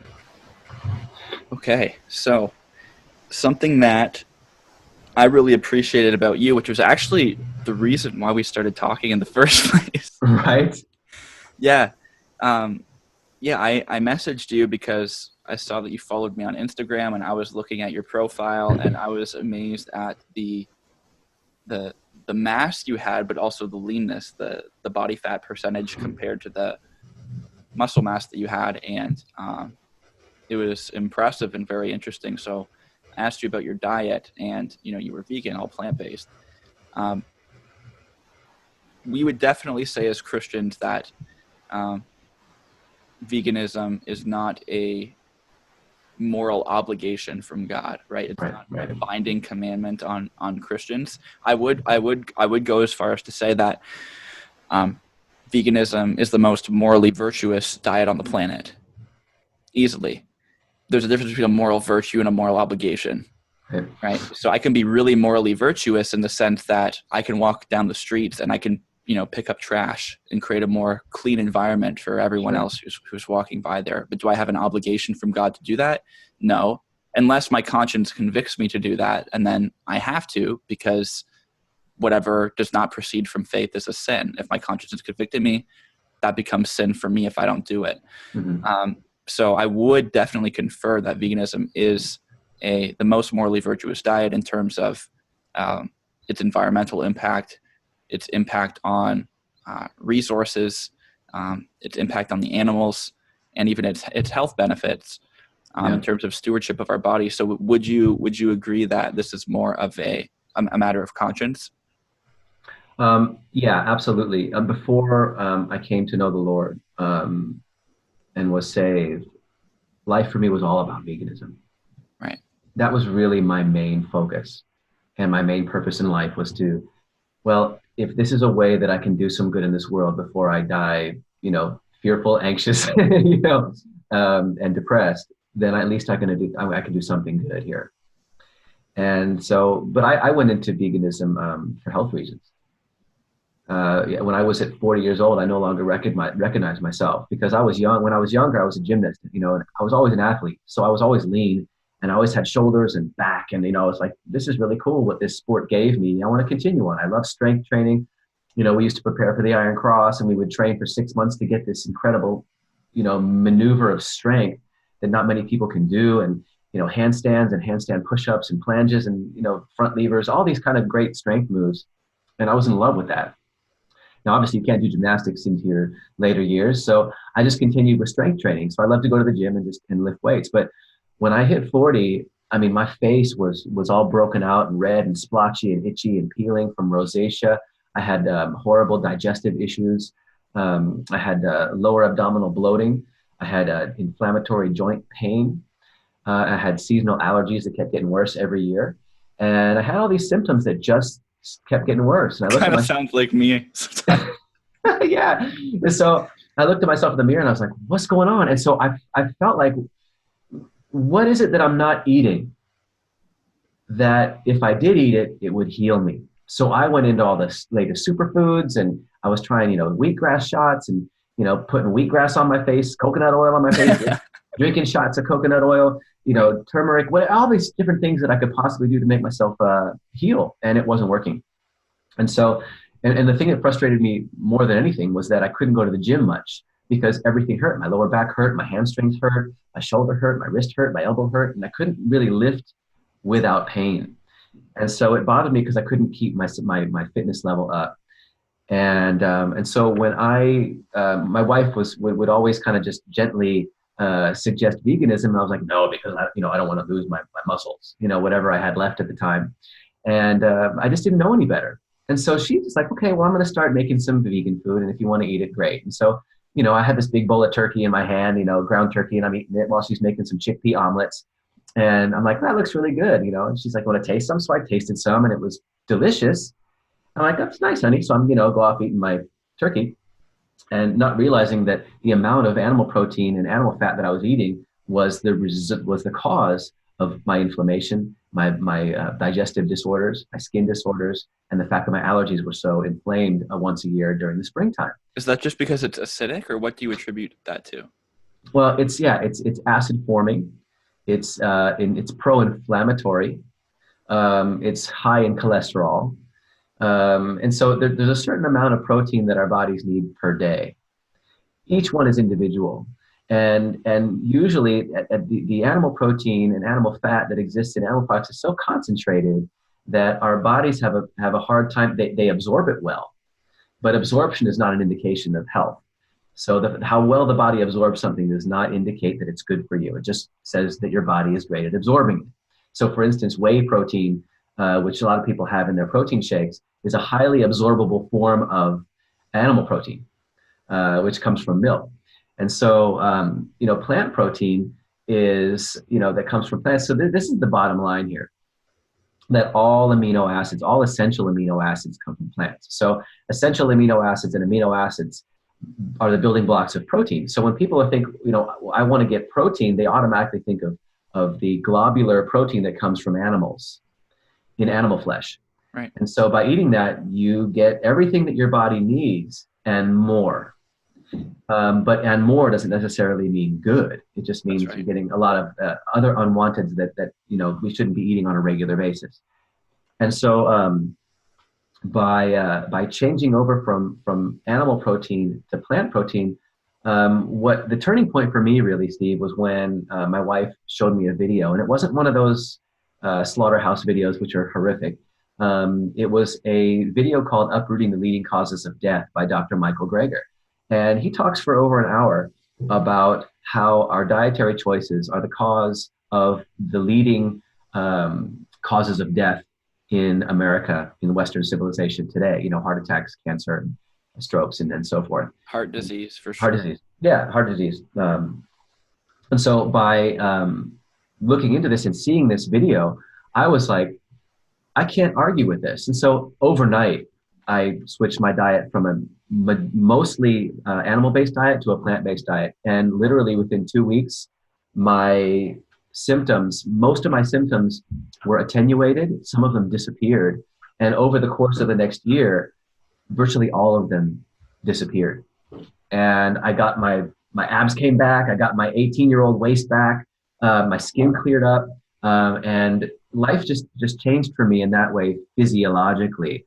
And I was so overwhelmed by that. I was like, I got to learn more about this. Why do plants have so much power that they can bring me my health back, to where it needs to be?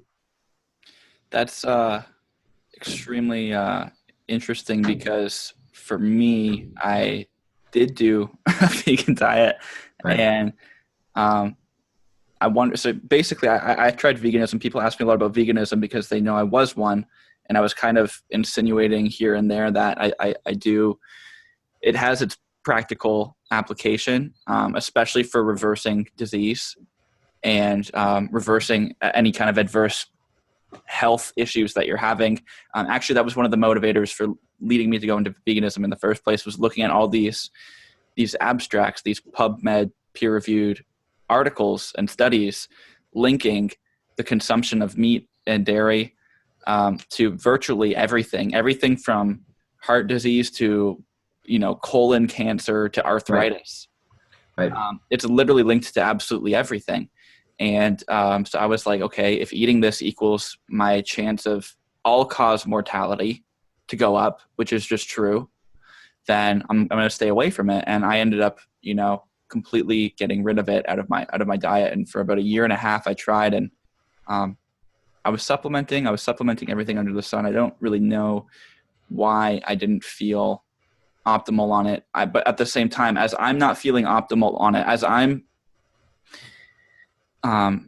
supplementing with multivitamins, as I'm juicing twice a day, and as I'm on, Vega shakes once or twice a day, and I'm eating all organic and mostly non-GMO, mostly gluten-free, supplementing B vitamins, supplementing creatine, supplementing taurine, supplementing D3K2. I have, all my iron occasionally. I'm just trying to cover all my bases, and I'm still, daydreaming about eating seagulls. I see a seagull fly down in a parking lot, and my body's like, whatever that seagull has in its flesh, it was just lunging after the seagull, and it was like, it was so weird. Yeah, I felt the same way about donuts. Yeah. You told me that. I mean, I would look at donuts and go, my body needs that. Right. But as I'm doing that, when I failed on veganism twice, and went back to eating meat, and I actually did feel better incorporating it back to my diet. But the whole time, my brother was full on vegan, not supplementing anything, Right. making muscle gains, making strength gains, feeling amazing, Mm-hmm. Squatting 4.5 plates aside at 160 pounds, Yeah. deadlifting, 520. I think his max was 520 at 160 pounds. Mm-hmm. And just like really crazy lifts as a vegan.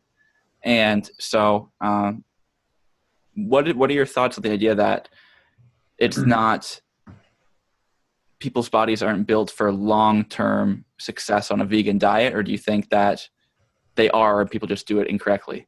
Yeah. I think that's really it. Now, I'm not here to say that, you should go on a vegan diet. I'm just here to give people an opportunity to, if they go to my channel, Guilt Free TV, you can see kind of the lifestyle of someone that leads a plant-based lifestyle that does fitness, and my family's in it, and I want you to meet my family too in a minute.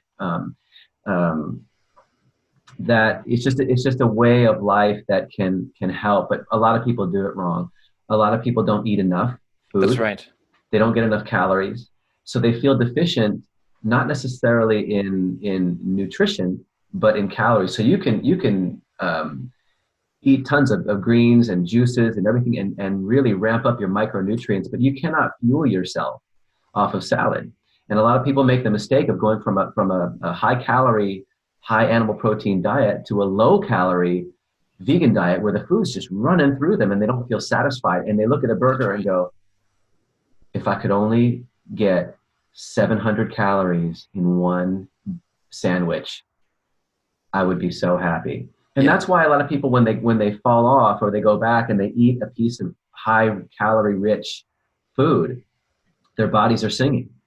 Like you said in one of your other videos, your cells were singing. And I understand that because a lot of people are simply calorie deficient. And so, so I think people do it wrong. I think because all nutrients that humans need come from plants, all of them. They come from sunlight, photosynthesis. They come from plants, all the amino acids, essential fatty acids, and protein and carbohydrates come from plants originally, that we can get all of the nutrients that we need, short of B12 and D3, from plants. And so I don't tell anybody to go vegan and cut out all animal products, but I just recommend that people lean more towards a plant-based diet so that they can get those micronutrients and they can get the fiber into their bodies that help their bowels move and feed the prebiotics in the probiotics in their gut, so that their gut health can flourish. So a lot of people have issues that they can really heal. So I do believe that it's great for long term. One of my great friends, he's been vegan for 33 years, Right. and he's got arms that are twice the size of mine. I mean, he's ripped and he's big, muscular. I know another vegan bodybuilder who's been vegan since birth, and That's right. she's one of the most well built women I've ever seen with regards to muscle mass. I know families that have been vegan for a couple of decades, raising their children through it. So it's not that it's a short-term cleanse and it's good for you, because that doesn't necessarily, in my opinion, make sense. That if you go on a diet that cleanses out the diet that you were on, that were causing the problems, bringing that diet back in Right. is going to cause the same problems that it caused before. So it's obvious to me, with regards to the statistics, that the standard American diet, that's very animal protein and animal fat rich, is the cause of, or at least one of the causes of the leading causes of death in our Western civilization. So it's pretty obvious to me. So my channel is not one of those typical vegan channels. I'm not an activist. I just make fun videos. I put up some recipes every once in a while, and so I work out a little bit, and well, I work out a lot, but in my videos I work out a little bit, and I just show what a well planned, well thought out plant-based diet looks like. Right. So you're an advocate for plant-based diets more than a vegan activist. Yeah, yeah, because I mean, all I want to really do right now is be an activist for Jesus. So, veganism has taken, it has stepped down from the pedestal big time. And Right. I believe that the cause, the there is a pure element to the cause, Sure. but the illusion is that if you're a vegan, you're a good person, and that's obviously not the case. There are a lot of people out there that live for the animals and hate people. There are a lot of people out there that advocate for animal rights and just destroy relationships and do evil things. And They so, hate the Lord, bro. They don't want anything to do with God. and I know, and so a lot of people, when I came to Christ, people were like, how do you reconcile being a vegan and Christian? And I said, I don't really see where they have to conflict, because veganism has nothing to do with my salvation. But I do feel like I need to take care of the temple that, the body temple that, the temple of the Holy Spirit that I was given by God as an incredible gift, and not to abuse it. And so, and the more, it's because I think you mentioned this, how in our conversation last week about how a lot of people are praying for people that have food related illnesses, Yeah. and bad habit related illnesses. Yeah. And so, if people can go to the channel and get some inspiration on simply how to eat a little bit cleaner, a little bit healthier, add more plant food to their diet to reduce the amount of strain that they're putting on their system from, 3 meals a day of animal protein, fat, and cholesterol. That's right. I know. Dude, I don't know why. I kind of like that right now. I do like going to the gym, getting a good lift in, and then hammering in those animal products, man. I I don't know understand why. it. My Well, I body's understand kind it. of, I don't know. Here's what I do know. Here's what I do want to say about so I have concerns about the nutritional aptness of a strictly vegan diet. Mhm. Um, like you said, B vitamins, maybe absorbability, maybe dietary cholesterol. I don't know if dietary cholesterol, there's some indication it might be responsible for contributing to precursors for testosterone, but there's apparently no statistical evidence that there's more free testosterone in a meat eater's diet than a vegan's diet. But anyway, there was a lot of things I wanted to hit on there. One of them was, I do think it's really important to make a distinction between saying, hey, I choose to eat this way. I think people should choose to eat this way to better themselves, to better their lives, the better their health and to just steward their body better as a result of improving their health, versus you have a moral obligation from God to never eat animals when Jesus ate broiled fish. For example, Jesus probably would have ate Passover lamb at the Passover Seders. You have angels in Genesis 18 eating calf in the Old Testament. And Right. meat was really a pretty big, the disciples were fishermen. Yeah, let me connect. They were eating milk and meat Right. with Abraham. That's right. Yeah, so I mean, and then there's the kosher laws and all that stuff, where you have, right there in the Jewish scriptures, um, they were eating calf and butter and milk. I think it was Yeah. Yeah, exactly. in the same meal. Right. So for people who want to say, some people have said, well, Jesus, he wasn't eating fish, he was eating fish weed. It's some other thing. Like he told his disciples to throw his net over so they could catch more fish. Right.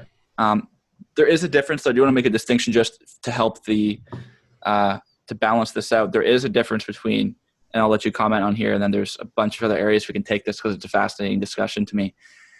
The difference between something being wrong in principle and something being wrong in practice. Two totally different ideas. So I think that eating animals the way that they're generally raised, the way 99.9% of animals are raised out of the 50 billion that are recruited each year for food, it's improper.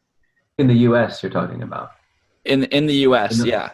That's certainly improper, especially factory farm type meat. I think that's improper. I don't think that's God's best. Right. The Bible says a righteous man cares for his animals. That's not them caring for the animals. They're treating them like garbage. Right.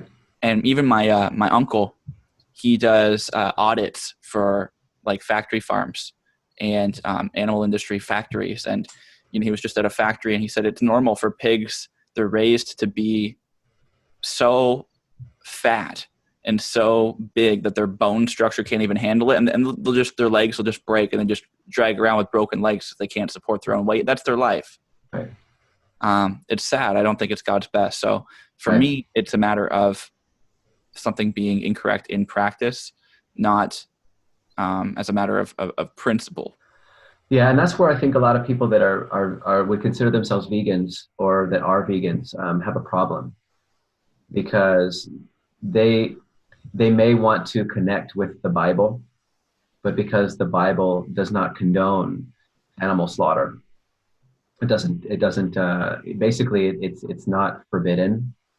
It's not something that through history you can read through the Bible and say that God was trying to abolish this, and that Jesus was against this. That they can't align with it. They're so into the vegan movement and the animal suffering, which I understand, that they can't imagine that God would allow such a thing.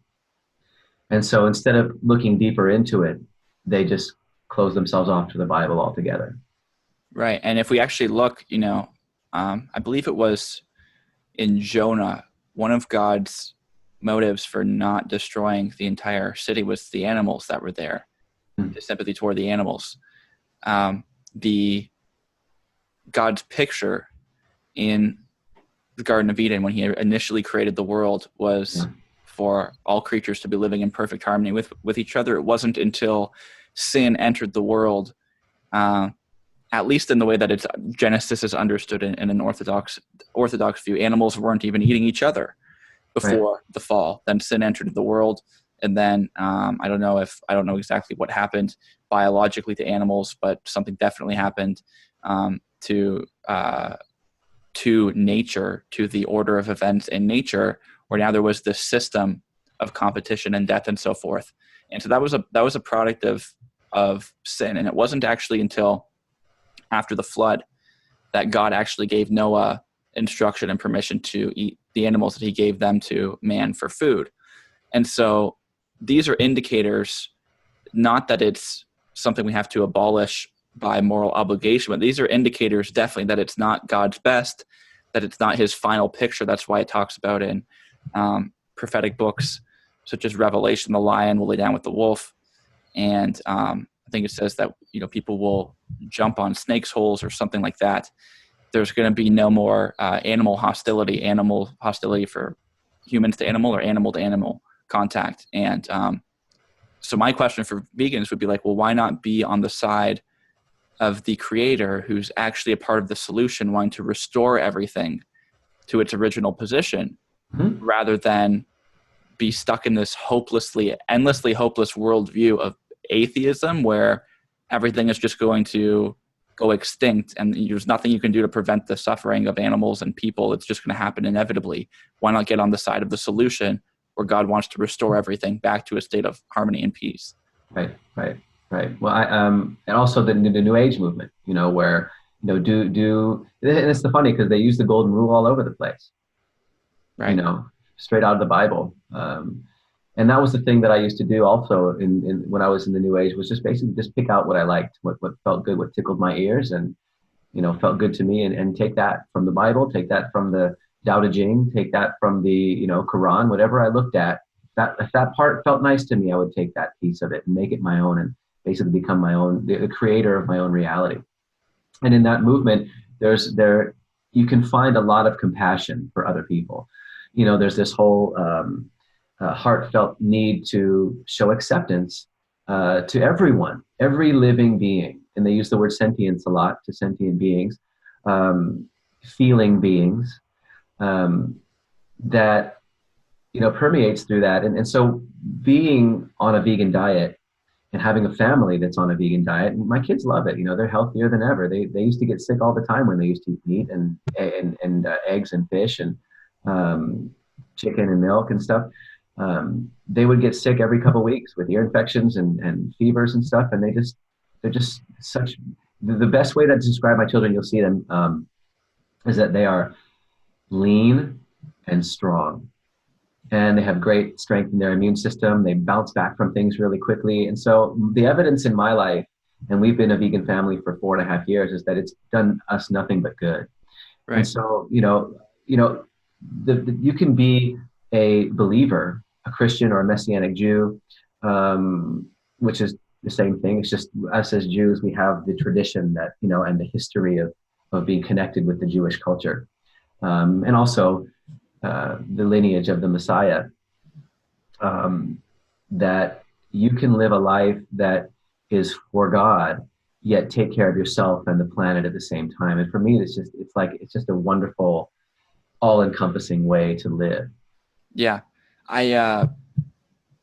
For people who are watching this is the way people think online, where they're going to see this and there's going to be some troll channel saying Stephen Bankar is promoting veganism. And then they're going to go through this verse where it talks about false teachers are creeping in the last days, forbidding people to abstain from foods that God made to be received with thanksgiving and all this stuff. And once again, there's a difference between moral prohibition as a moral obligation and a lifestyle choice calculated toward health and stewardship of the body. Right. And so I'm not even a vegan. I don't reckon that I will be a vegan. If I were diagnosed with something really like some serious illness, the first thing I would do though is to go on a plant-based vegan diet. I would recommend this definitely for people who are, the average American is overweight. The average American doesn't have a very high life expectancy as a result of their obesity and their diet. There's actually a cool playlist you have on your channel. I'll include a link to it in the description. It's plant-based recipes. You have like 20 vegan plant-based recipes, and it's just like natural stuff like tabbouleh and chickpeas and Right. hummus, Yeah. like just really good stuff. Yeah, And 30 easy vegan meals in 30 days. yeah, and it feels good to eat that stuff. My best would be if people would start using meat replacements. Have a black bean burger instead of a beef burger, right? If you're going to a restaurant, see if they have a veggie burger option, because you're going to benefit. Your body's you're in caloric surplus, which means you're eating way too much calories for your body mass. Right. And so you're going to naturally reduce caloric intake by going plant-based. So immediately your body's just going to start functioning better because you're not in caloric surplus. Right. But So plus you're going to, go ahead. Yeah, no, yeah, I agree. I think it's a great lifestyle choice. It helps a lot of people, even if they lean towards it, they can find themselves becoming healthier, just adding more fruits and vegetables, whole grains, and eating, like you said, like that black bean burger instead of, animal protein 3 meals a day. So this isn't anything religious. It's not anything that has to do with doctrine that I'm talking about. This is simply a lifestyle choice that I believe can be helpful for people. Um, so yeah, I see the difference between the two. Um, I have my struggles every once in a while, not necessarily with my health, because my health has been better than I can ever remember it being, um, which also allowed me to train the way that I do. Changing my diet more towards a plant-based diet and actually going plant-based 100% took away all my inflammation. And so I was able to train hard again, which took me through two bodybuilding competitions. And, at the age of 47, my first one ever that I actually won, and my second one that I took second place. And so I've been doing well with that, all on a plant-based diet. So, this is the way I see it. But are you full natty? Totally. Of course, dude, if I was not, you just wanted to say that word, didn't you? Yeah, yeah. If I wasn't natural, I would be much bigger than I am right now. I'd probably be twice the size because of how hard I train. But this is the way that I look at it. Um, if if you have a vegan diet and you're a Christian, you can help yourself, or a plant-based diet, or at least something closer to a plant-based diet. You can help yourself become healthier and actually live a longer life. And this is where it gets a little bit tricky because, we all have a date with God and that Sorry, we I'm can't. just laughing. I was going to ask you if you're full naughty bra, but Would you want to start over? You want to say that again? anyway, sorry, bro. But anyway, this is the way I look at it. For me, God has given me the desire and the motivation and discipline to train my body and to get healthy. And so I believe that, the longer people take care of themselves, the better off they'll be, the more they can proclaim the word of God in this world. And also, we need good examples of that too, because people in this day and age that are YouTube oriented, video oriented, immediate satisfaction oriented are looking towards people that are healthier, and they can be inspired by people that are healthier. So there's a demographic that I believe needs to be touched on with the word of God, and that is the health and wellness and fitness industry. Yeah, and I believe that the health and wellness industry is something that Christians ought to, I don't know, take notes from, pay a little bit of closer attention to. As you mentioned, it's practical for the gospel going forth. It's hard to do missionary work if you're 200 pounds overweight, for example. And just from a practical level, it is really beneficial to your longevity in terms of what you're able to do and contribute to the kingdom of God, your life expectancy, even your quality of life. I've noticed since I've gotten saved, this is actually one of the areas of greatest interest in the church. Talking with Christians in ordinary conversation, whether it is a millennial, someone my age, or a little younger than me, or someone in their 40s, like a mother or father, for example. Yeah, Like me. You look unreal for 47, bro. Come on, that's sick, dude. The topic of health, everyone's kind of like whispering about it. Everyone's kind of like, hey, what do you train? Where do you train? Let's go to the gym. Let's get lifts in. Or, hey, what are your thoughts on essential oils? What are your thoughts on veganism? I'm doing a diet right now. Do you think this diet's going to work? It's a very massive industry. The diet industry is huge. It's booming in the States. There's always this new trendy diet, and Christian leaders, Christian ministers don't really address it that much. It's kind of hard to weave that into a sermon. Even, I guess you could do one on stewardship of your vessel, but like you said, you're entrusted with this temple. And, I hope this can be an encouragement to people to say, hey, actually, I want to read a verse here. This is Ephesians 5:29, I believe. Sweet. Let me go to it. Ephesians is fire. The whole book is just fire. Well, all of the New Testament is. I don't want to discriminate against some other passage that's God breathed. But yeah, so this was an interesting verse. I was actually reading this the other day in devotion. So it says this. It says, Um, Ephesians 5, starting at verse 25. And listen to this, Jeff. I'm not sure if you've heard of this passage at the end here. It's interesting. It says, "Husbands, love your wives as Christ loved the church and gave himself up for her, that he might sanctify her, having cleansed her by the washing of water with the word, so that he might present the church to himself in splendor, without spot or wrinkle or any such thing, that she might be holy and without blemish. In the same way, husbands should love their wives as their own bodies. For no one ever hated his own flesh, but nourishes and cherishes it, just as Christ does the church." So he's speaking almost as if this is common knowledge. He's appealing to common knowledge to try and drive home this point. No one ever hates his own flesh, but nourishes and cherishes it. Just do that. Just do what like you're doing with your body. Right. And we had a talk on the phone about this, about how, why doesn't the Bible really talk that much about physical health?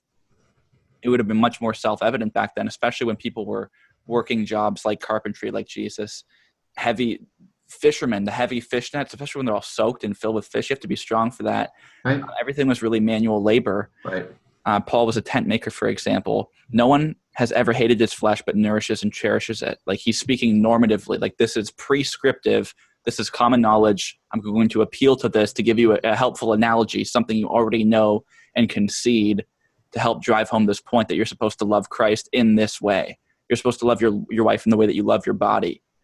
And for me, it does become a stewardship issue. I don't think it honors God. And I'm not coming down on anybody. I'm not pointing fingers. I just want to help people think maybe a different way about their health, because for one, your health is an end in itself. You're an end in yourself, right? But even more so, a lot of people have families and friends and loved ones who rely on them and would love them to be around longer. Right. Not only to be around longer, an extra 5, 10, 15, 20, 30 years, but also for their quality of life to improve now, so they can be better in service emotionally, physically, psychologically to their family and friends. Right. We have friends and family that are sick and dying around us, that are not saved, and it scares us. And so when we can have an influence on those, it's not just to the Christian community, it's to those that can have, basically cannot die as young as they would have died if they hadn't switched their diet. You know what I mean? They have, this is how we look at it. If our parents can come to know the Lord because they were around longer and heard us talking about Jesus all the time and what he's done in our lives and why we're alive now, that they can have an opportunity before they go. So one of the things that I'm so grateful about is that my parents went vegan, and my dad was on cholesterol reducing medication for 30 years, on high blood pressure medication for 10 years, and on medication for the symptoms of those medications. Really? Yeah. And he was having a hard time, and he just surrendered to the fact that he has high cholesterol and he has these issues, that it was genetic.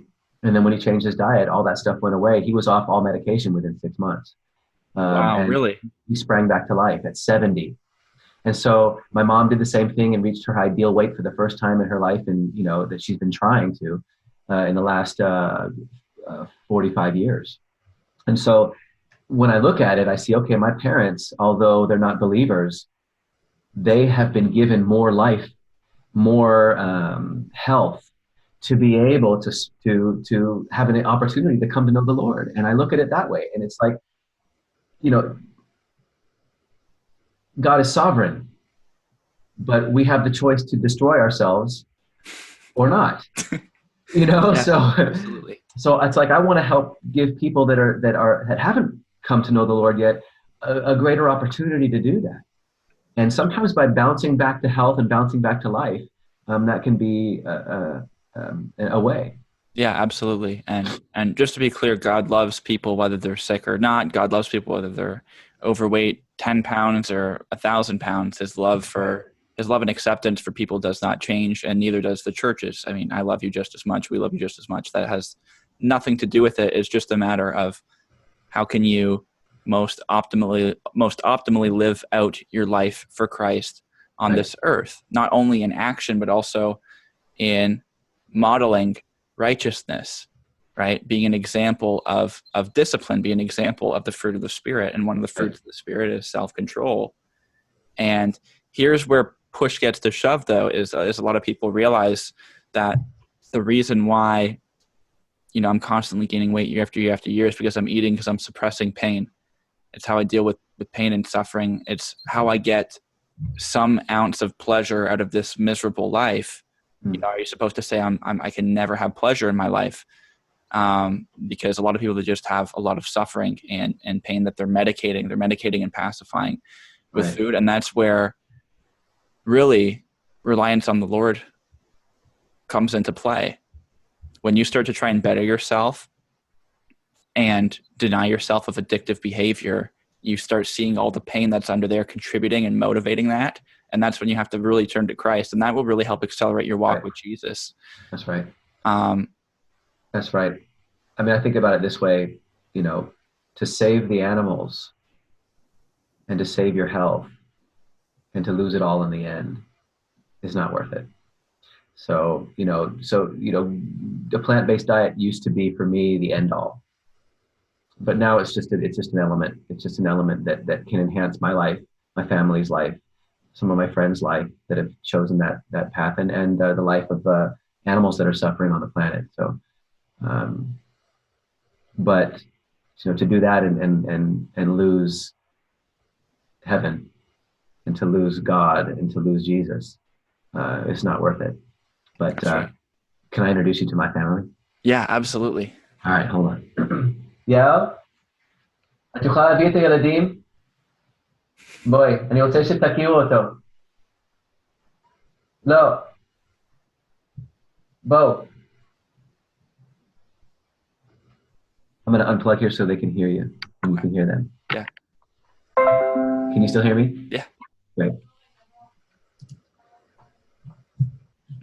So I just want to introduce you to a family that was recently saved by the love of Jesus Christ. Come here, everyone. Oh my gosh. This is Daniel. Hey, bro. He's 7. How are you, man? Hey. This is Dylan. Hey. Hey, Dylan. How are you, bro? Good. And my wife, Yael. Hi. Nice to meet you. Good to you. So, Daniel, you were the one who was baptized. No, Dylan. Right? Dylan are both of them baptized? Daniel hasn't been baptized yet. Okay, Daniel hasn't been. I'm sorry. What was the one's name who did get baptized? This is Dylan. Dylan got baptized. Yeah. How'd you feel after you got baptized? What was that like? It was awesome. It was awesome, right? Yeah. That's cool. How do you feel now that your family is kind of based around the Bible and around God and around Jesus? Do you like that better than when it was based around like meditation and weird stuff like that? Yeah. That's cool. Praise God. Yeah, I haven't heard a testimony where an entire family has come to Christ. Yeah. It's a miracle, man. Yeah, it's a total miracle. It happened at the same time, and we are. I would like your wife's comments on her salvation and on your salvation and just what the Lord's done. I'm sorry, I forget your name. It's like a really beautiful Hebrew name, though. Yeah. What's your take on the last, I don't know, year? Oh wow. Huge change. Especially what I saw in my husband and me, because for me I grew up in a traditionally Jewish family. I never thought about God, never considered God as something. See you guys. You can sing it. Okay. So never considered God as something that is a part of my life. But I did, how do you say it in English? But I did felt that there is something more than me in my life until I felt, I was like Jeff, drawn into the New Age movement and just all those Buddha and home and all the different stuff that are just not significant until I found the truth. He probably told you everything. Yeah, he did. Yeah. So how has it been trying to, not necessarily, I guess reconcile is the right word, reconcile your walk with Jesus and your newfound salvation with this Jewish culture and tradition that you really loved and found beauty in? Wait, what is reconcile? בעצם לאחד את יהדות ונצרות עכשיו. Sure. Okay. So sorry. So for me, now I feel like I'm a complete Jew. Now I feel like I'm complete. That's right. I just a continuation of the Bible. That's right. Never stop. I don't know why the rabbinic, I know sort of why, but the rabbinic halacha, the law, they just stop after the Jewish Bible, the Old Testament, they just stop instead of continue just because of their wanting of the power, how to say it, I don't know how to say it correctly. You're saying it great. They don't want to give up of their power or their control. Right. For me, just a continuation street. Here's an interesting question I have for both of you. I'd like to hear your feedback both on this one question. And this would be, while you were in the New Age movement, while you were, even before that, when you were Jewish in your religious practice, whether loosely or explicitly throughout your life, did you have can you look back now that you do have the Lord, that you do have Jesus, you have access to his spirit, you have access to the Father through Jesus. Would you look back on your previous walk outside of Christ, and would you say that I was without God during those years? I was actually without God. Mm-hmm. Oh yeah, completely. I know that God appeared to me a few times in my life, but I actually asked for help. I prayed to God even when I didn't really how to say it, believed in him. I just prayed, please help me this time, and then I forgot about it. But I do most of the time remember myself walking without God. Right. It's completely different life. I don't know how I lived without God. I have no idea how we did it. Yeah. I don't know. Yeah. How you deal with stress, how you deal with no hope. How do you deal with going to hell? True. Yeah. It's kind of hard to cope with. But Yeah. when I before the walk with God, I didn't believe in hell. So Right. So for me it was I'm not going to hell because I don't believe in anything after life. Right. Right. Or reincarnation. We had ideas of reincarnation and being absorbed into the what do you call it? The cosmic energy. Oh, sure, dude. All that stuff. So, did I ever feel like I had God? No. Did I know that there was God or, something bigger than me? Yes. But it was only coming to Jesus. It was only being reborn. Yeah. Did I understand what love really is, who God really is, and what it really means to live a life that is full of God and Jesus and the Holy Spirit. I mean, looking back, like she said, how I can't understand how people can live without it. How do you deal with the major traumas and dramas of life without God? How do you cope?